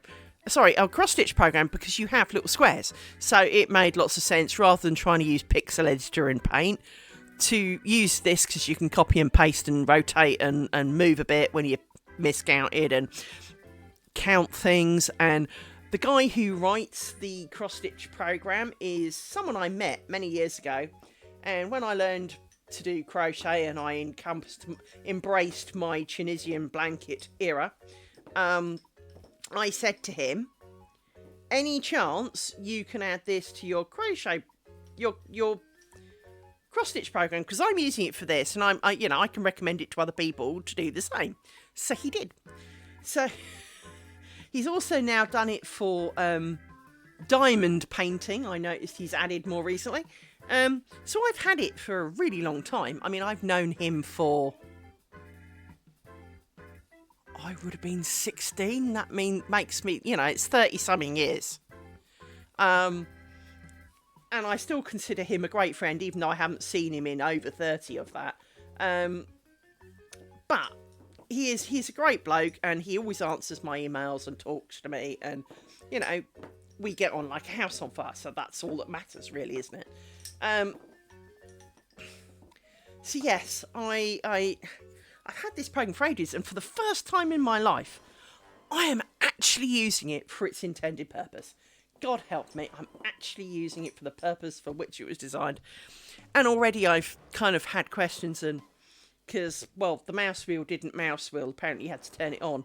Yeah, I searched through the things and didn't find it the first time. I'm not quite sure how, but I didn't, so turn that on now. That's a good thing, we like that. So yes, I have got that as my distraction, because originally I was going to do something briefly for, when I got to the...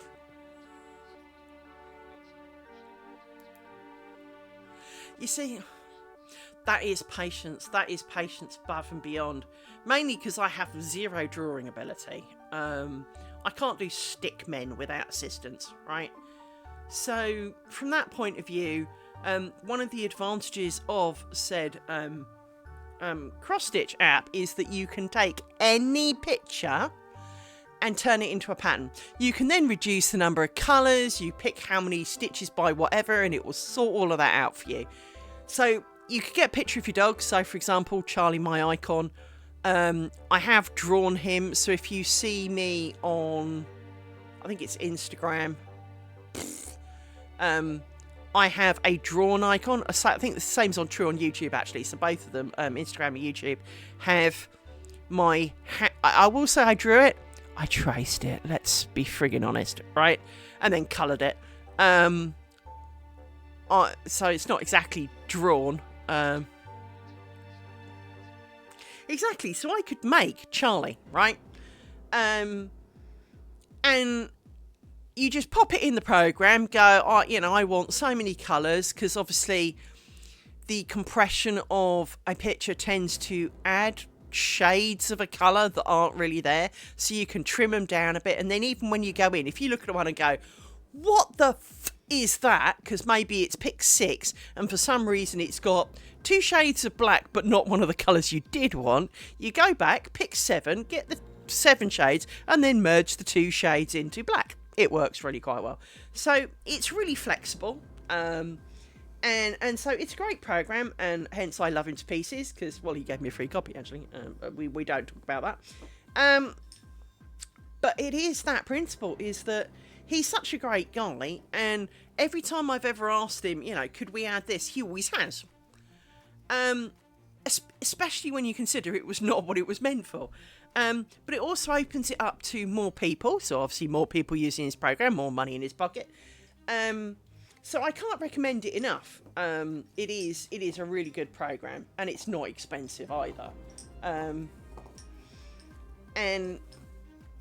as I say, you can use it for many other purposes other than just cross stitch, which is always a bonus. I used it to design some weaving the other little while ago. I wanted to convert the work logo into a possible option, but then our department all changed, and so I never made it. But I put our logo into something so I could make it, and I used his thing again because it's great for converting picture to squares.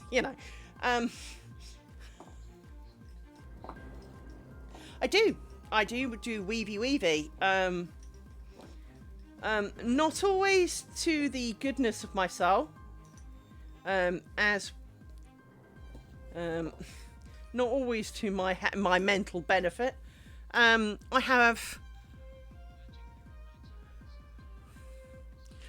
I've always said I wouldn't go that far. I've always termed it wool-related activities. As a child, my mother taught me to knit, and I fucking hated it. I could not have hated knitting with more passion. It's equal up there with sprouts, right? I hated it, loathed it, and I mean utterly. Because, and when you look back, it's really obvious why. Hang on, let me turn something off. So, my mother taught me to knit. My mother taught me to knit the way she knitted. Now, it was wrong. But, ignoring the fact that it was wrong, and so, for example, none of her bind-offs were stretchy, so if you couldn't get your head through you weren't going to get your head through, right? Which meant that everything had to be really baggy in all the wrong places. Thanks, Mum. She taught me when to change colour. She taught me wrong, so it left great gaping holes in things. She taught me odd ways to increase a stitch, which also resulted in holes.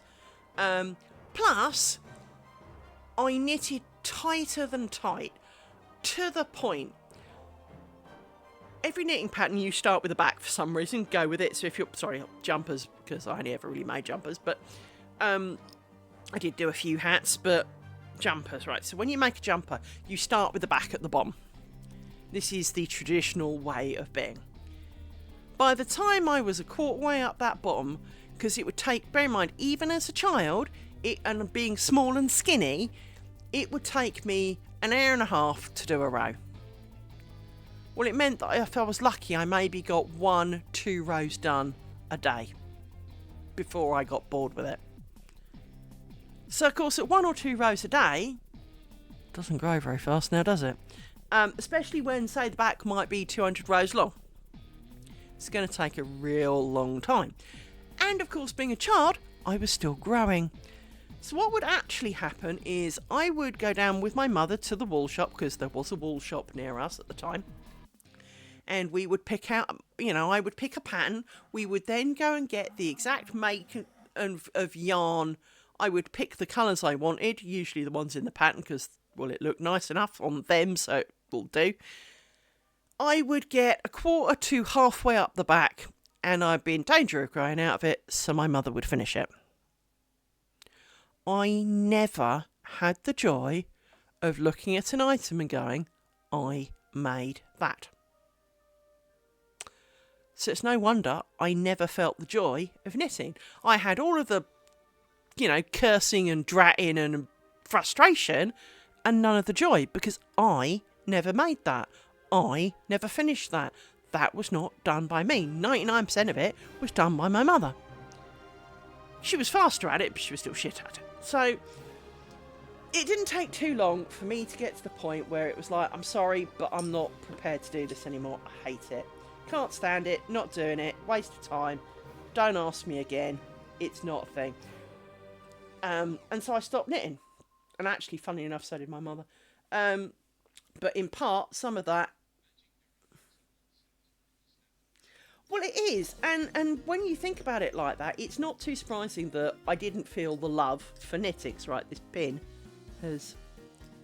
These have jumped off the pin. If you think of it like that, it's not too surprising then that A, I never enjoyed it, but also, there was one jumper I really wanted, and it was made out of the tiniest freaking yarn, and it had little beads on it. It kind of almost had like a corset with a frill round the bottom and the top, but it was knitted, and it had like little beads in kind of like, there was kind of like a cable cross with the beads at the intersections. So it looked a bit like this stitch here, but with beads at the intersection. But obviously bigger because it was knitted and stuff. And my mother never finished that jumper. And I don't think she ever knitted again. Maybe because I really wanted that one. Anyway, it took a really long time. It wasn't until I was 30-something that I woke up one day and my brain went, Liz? Yes, brain. I want to crochet. Brain? Where did you get that from? Why do you want to crochet? I really want to crochet. Brain, you've never watched a single living human being crochet. You've never had the tools to crochet. You've never owned a crocheted item. Where has this come from? I want to crochet. So I bought a stick and some string off eBay. It was a predetermined pack. Came with a pattern, which I never made. And I found a tutorial on the internet, because by then the internet was a thing, because it was early 2000s at this point. And I made, frankly, a really ugly doily type thing. It was square. It was not as doily as doilies could be, but it was kind of ugly. Anyway, I mean, it could have been worse, but it was ugly.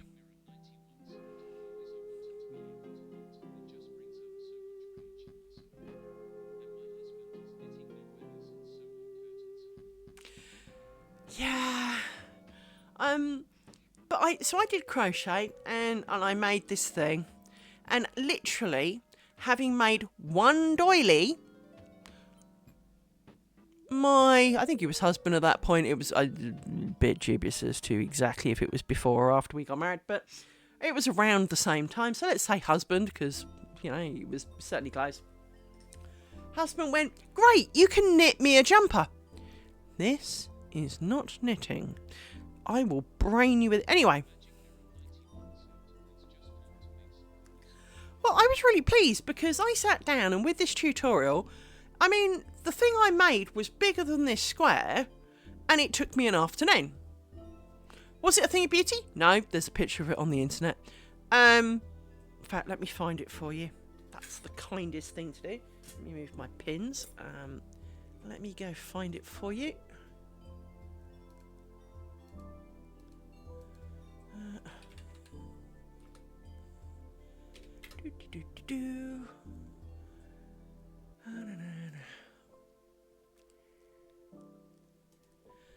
So, here is my ugly, ugly first effort.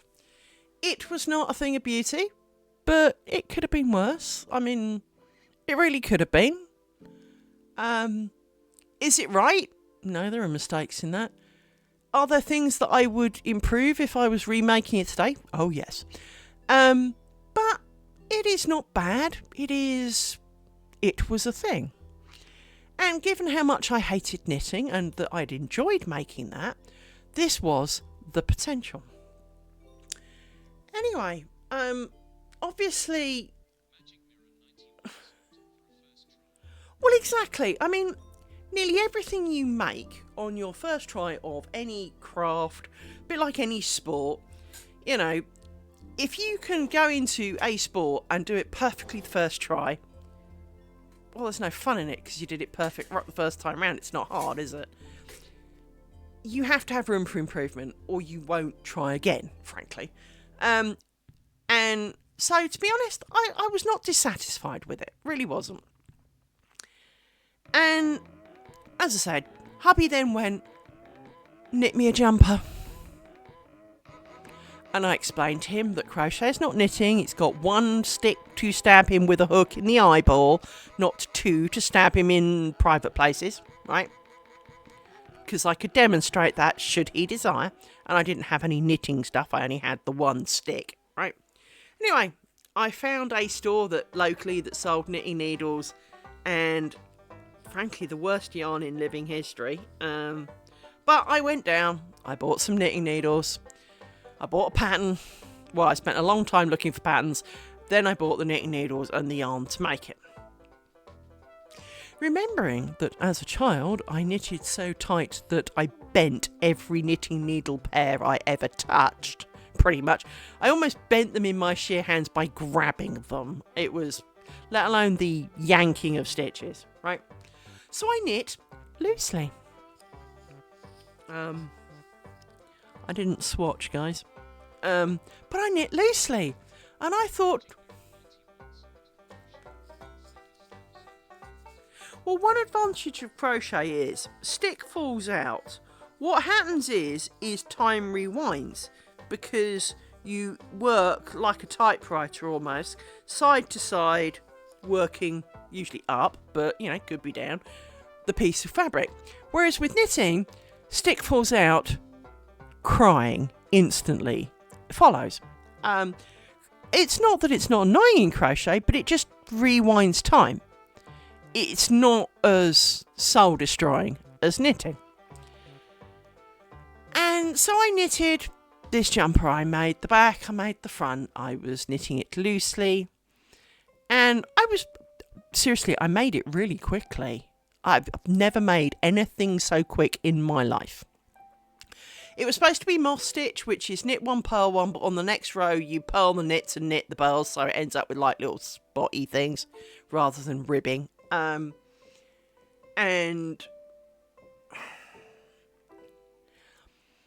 that thing would have fitted our house. Seriously. You could get a family of people inside that thing, except for the arms. Once I realised how badly baggy the front and back were, because you'd have thought I would have noticed, but I didn't, because I was too busy knitting it to pay attention as to the fact that when you lay it down, it was about 1.5 meters wide. No, I shit you not, it was about 1.5 meters wide. I made the arms at a slightly better tension, so the arms were okay. Now, hubby would tell you that the arms were too long. No, it's because the shoulders started at your elbows, love. It's not that the arms were wrong. If you put the arms where your arms start, the arms were right. It was the rest of it that was wrong. This thing was awful. And I made him wear it because, well, you made me go and buy the shit to make this. You will, my friend, wear this thing. I did it for you. I think he may have burnt it by now, but that's beside the point. Especially as we're now divorced. But I also bought a second ball of this wonderful crappy yarn, and using crochet followed the sizing, so the going in, the going out, the lengths of things, to make a crochet jumper. Now, this thing was ugly. There is no other way to consider this thing. It truly was not best. But the truth of it is that this jumper, and I will show you it, was not going to win prize beauty power things, but as you can see, it is jumper sized, it is jumper shaped, and it is actually quite warm. It is more a stay at home jumper. It is not really the going out in its jumper. But there are worse things in life. I've definitely seen worse things than that. Well, the jumper I knitted my ex-husband, for starters. But that wasn't bad. I actually wore that at work and then realised how ugly it looked and never wore it to work again. But I have actually been out in public in that. Because it is jumper shaped and warm. It's not made of actual wool, it's made of acrylic. Well, exactly. We've all seen some of those things, that especially kind of knitted shit that you see on the fashion show and go, people pay for that? I'm not into fashion. I don't follow fashion. I've never been fashionable. I either like it or I hate it. And if I like it, I'll have it. If I don't, I don't. But some of the things you see on a fashion show, really, no. Let's just not. Anyway, so I got into crochet quite a lot. And having knitted badly this one jumper, I had some knitting paraphernalia as well. And time went on and I crocheted many things. Actually, let me show you some of the pretty blanket things I made. Hang on. So let's go back out of that. So, I made this. This is really pretty. This is a top made in the same way I made that very first doily. I wore this so many times. I've still got it. It's very much a summer thing, so it's got short sleeves. But I wore this constantly because I really like that. Then I made these for my dad, which are like chair things that old people like. A couple of baby blankets. I made this for some of my friends. They love this thing. I think it's the ugliest sin. I then made this. This is when I got into Tunisian. And this was the first thing I made. And this was a baby blanket for a friend. Not my best thing in the world, but I've made worse. I then made this. I was much more proud of this because I really like I made this with pixel art in paint. I then made this with pixel art in paint. Oh, it doesn't get any bigger. Never mind. I then got the cross stitch program and made this, which was, bear in mind, under here is a king size bed just for scale. So this was, it was still in progress, so I never took a final picture of it. But this was a particular grey fox drawn by a friend of mine of a different friend's character in something. I made this for a baby. I made Sensei Ted. I made a hat. That's my sexy hat. It looks like a fucking tea cosy because, well, frankly, it is a fucking tea cosy, but without the holes. I made variations on this kind of latticey picture here a few times, so you can't really see, but there was the white's one texture, the purple's another texture, and the pink's a different texture. I then made the Ferrari dancing horse for a friend who dearly loves it. I made that for my dad. I then made that, which was bigger. I then made this, which was a bit more me coloured. I made tux. This is apparently a skateboarding logo. I have no idea what it was for. I made another one of these. I made quite a few of these, you can tell. But again, I made different textures. So the brown bits, if you look really, really carefully in on it, I don't suppose you can make it much bigger now. These are actually a 3x3 grid, and the grids are made of slightly different textures. I made a Celtic knot, I made Pudsey Bear, I made a Heskis Bear, I made a 101 Dalmatian, slightly against copyright, but we won't talk about that, for a girl who was having a baby at work. I made a couple of TARDIS doors. I then got into the entrelac thing. This grows like crazy. You've never seen anything grow quicker than one of those. I made the star thing for a friend. Yeah, hated that. Made this mosaic thing. Absolutely loathed that. Loathed that with all my sin. Made another one of those. Made another one of those. This was for the friends who had the blue one, blue and white one. Well, it's actually blue and cream, but this was for the friends who had that really chaotic, ugly blanket earlier. Because what happens is the reason there's this cushion and this is on the back of the blanket, I made a square. And what happens is you fold this blanket into the square. So you effectively make a cushion out of it. It's really hard because it's made out of blanket. It's not got any fluff in it. But it goes into a cushion, so at least it's easy to store away. I made that for a friend who was going through chemo, and then I knitted some socks, and then I stopped recording what I did. So, because I got fed up of recording what I did. But I have done. Let me quickly show you some of my weavy things, because well, why not? No,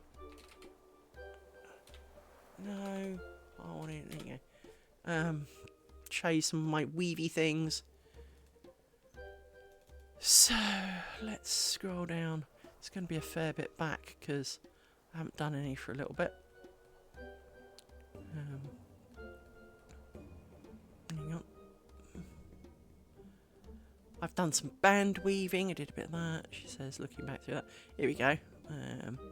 Let's show you some of these. So, these green things, I've got red things. There was a jumper I started and I'm not finishing that because I really hate it. But I've got these weaving patterns. So, here's some of the red ones I made. Some of the red ones. Mistake I made. Typical. Made all of those. Did some blue ones. Made a specific octopus for a friend. It was me testing out my draw loom. I made a few things to experiment. Pictures of dogs. You get used to that. Oh, this is this was me building my loom, but this is the mat that will never truly be. These cushions were the best thing I ever made, ever in the history of ever. This was me going through a history of what I made because these cushions, though, seriously, this cushion, the dog's bollocks. It is just absolutely perfect. I have never been more happy with things. I mean, if you look at the close-up of this, normally when you have summer and winter, let me find a picture of summer winter. Hang on. If you look here, if you look between in like the pale bits, you can see the brown bits poking through and the white bits stroking through the brown bits. This is, in effect, summer and winter, but you do it slightly differently. So this picture, you can see there's the black bit. If you look really carefully, you can just make out the blue in the background, but it's really hard to see. What happens is you have, instead of having the thicker weft threads go on top, you literally I literally used sewing thread. So the thinnest, blackest line, the black line you see is not actually the thread. It is the yarn almost denting on itself rather than the actual thread. So because it was so tiny, you end up with this very perfect. I gave those to hubby as well. Ex-hubby has got those. I made them for him. But you can see even from here, look how tidy and well that looks. I mean, it looks better after washing, but because a lot of it settles down, which is why there's kind of odd little kind of marks and bits. But this was it after washing. It is perfect. It kind of does. And it kind of, because you smack it quite hard, you're fitting a lot of threads in a lot of space. And the blue goes on top one side or the other. So the other side of this is the mirror image. It is the perfect mirror image. Both sides are equally great. This was me and my crying because I'd made this. This is black fabric I'd made, and then my sewing machine tore a great hole in it. And this was one side of the cushion, and it wrecked the whole cushion because you can't really fix that. It was supposed to be the back of the cushion. So there was a lot of tears over that because, you know, here was me making the end of the black fabric because basically you make a cushion and an equal length of black fabric, a cushion an equal length of black fabric, and I've made a bunch of extra black fabric just in case, but not enough to make 2 backs, so I had to buy black fabric for the back of one of the cushions. Boiled my blood more than I could humanly express, so I was very upset with that, because obviously, look at this, look how perfect that looks. It just was, everything about this really was a delight, except for warping it up. Putting the warp on with the sewing thread and proper, just painful, because it kept catching on my fingers and really, really, really hurt. But I've made all manner of things. These were the 2, this is one of my other greatest works, except for one very small problem. The original plan was that these 2 would be joined together to make a throw to go over my bed. They are equal numbers. If you actually count, like the pairs of dots on each side, they're the same name. But I obviously bashed this side, the right side, harder than the left side, so it's shorter. Didn't know till afterwards, so couldn't join them. Absolute loathing, hate and detest, because again, it looked so beautiful. It was, each piece in its own right is a glorious thing. Together, utter failure. And there was me testing it. I made me some cushions. This is one of the cushions that the dogs constantly faff about with. I usually make tea towels, so there are an awful lot of tea towels in my. It is a hard lesson, and this is why when it came to making the net curtain, I put a lot of effort into testing stitches, combinations, prior to actually starting the whole shebang, because we were not going to be doing that one again. So from that point of view, we did not need to be, you know, rolling around the floor in tears yet again. We were going to try and make sure we did not make the faux pas of time gone by, even though it's a different hobby. You know, we were going to, hence we tested lots of different stitches. We tested combinations of stitches, because just because a stitch looks nice doesn't mean it works well as well or look as pretty in another scenario. So all of those kind of things, there was, you know, I put a lot of effort, and this doesn't feel right, because it's not. I missed the square hole, so my pins are in. There it is. Coming.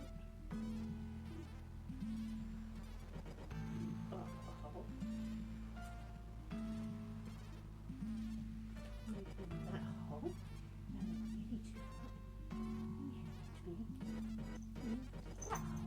There we go. I knew that's better. That works better. Anyway, so a lot of these things are sent to triers, and we try very hard not to make the same mistakes that we made before, because, well, we've made them once before. We really, really, really don't need to be doing them again.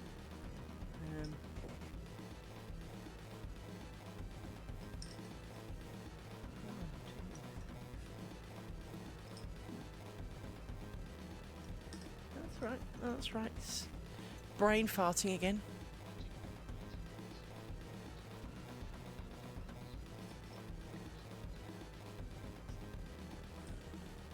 Don't know whether you get hit with ads, so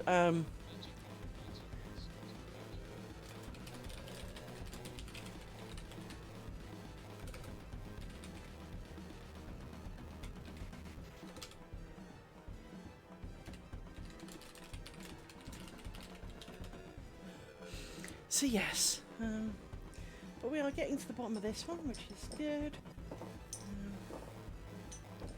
Throw you out, which gives me 3, which is fine, because we get to this one, and we pin. We've even got the right number of bobbins. Hurrah!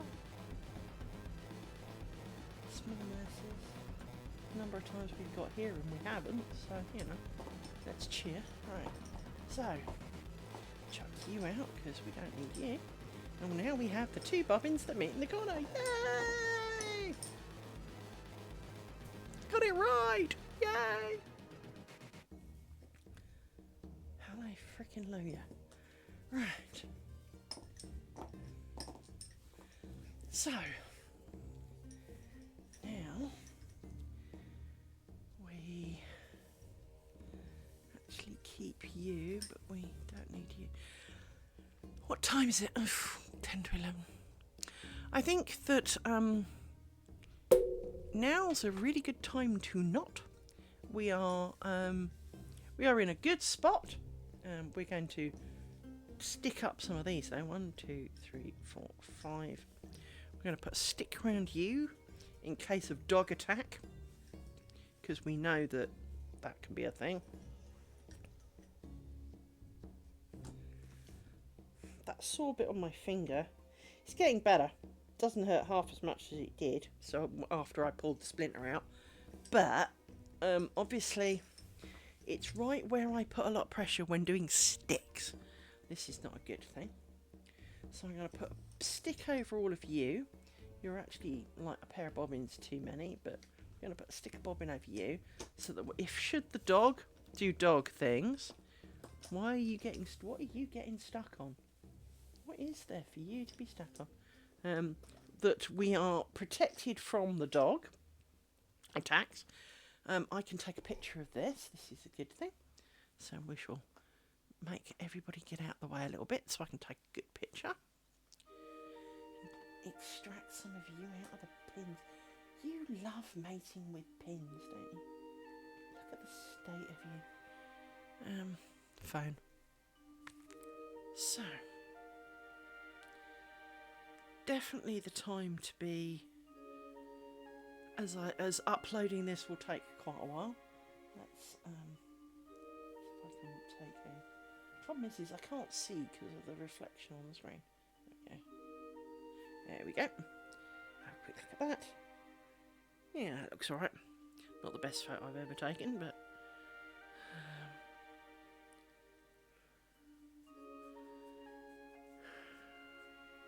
quickly looking at what my I nearly said ex-colleague, he's not my ex-colleague. It's a very good point.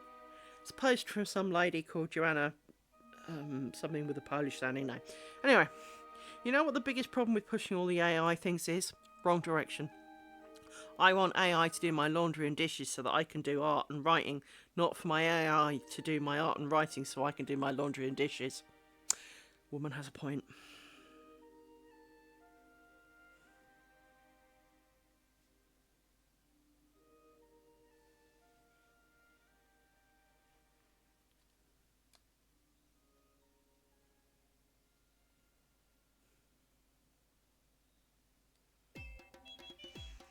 Oh my. Anyway, it is time to depart. It is time to call it a day. As I say, it's nearly 11 o'clock at night. It's going to take a couple of hours for this to upload, so kind of need to get that done. And I shall see you tomorrow, hopefully. As I say, while I don't tend to promise too much about streaming, at the same time, I do try to stream every day, because obviously we've got a lot of work to do, so slacking off doesn't help. But should things come up, if you follow me on Instagrams or Threads or Facebook, Facebook's probably not the best place to follow me, to be honest, because I don't tend to accept friends from people I don't know. But if you follow me on Threads or Blue Sky or Instagram, I do tend to post if something's gone down. So for example, the other day when I was hoping to do a part 2 and didn't, I did actually post that I've got a headache and wouldn't be. So it is a good way to keep up with what I'm doing. I do post these onto YouTube should you miss them, or you want to rewatch a bit because you fell asleep because it was that boring. That's also a thing. But the YouTube's got them, so and if you follow and like and subscribe for YouTube and Twitch. Obviously, if you would like to subscribe, I would love you dearly, but you're under no compulsory on Twitch to subscribe. I really don't expect that of anybody, because it costs money. So that's not why we're here. So I shall look forward to seeing some of you tomorrow. Bye bye.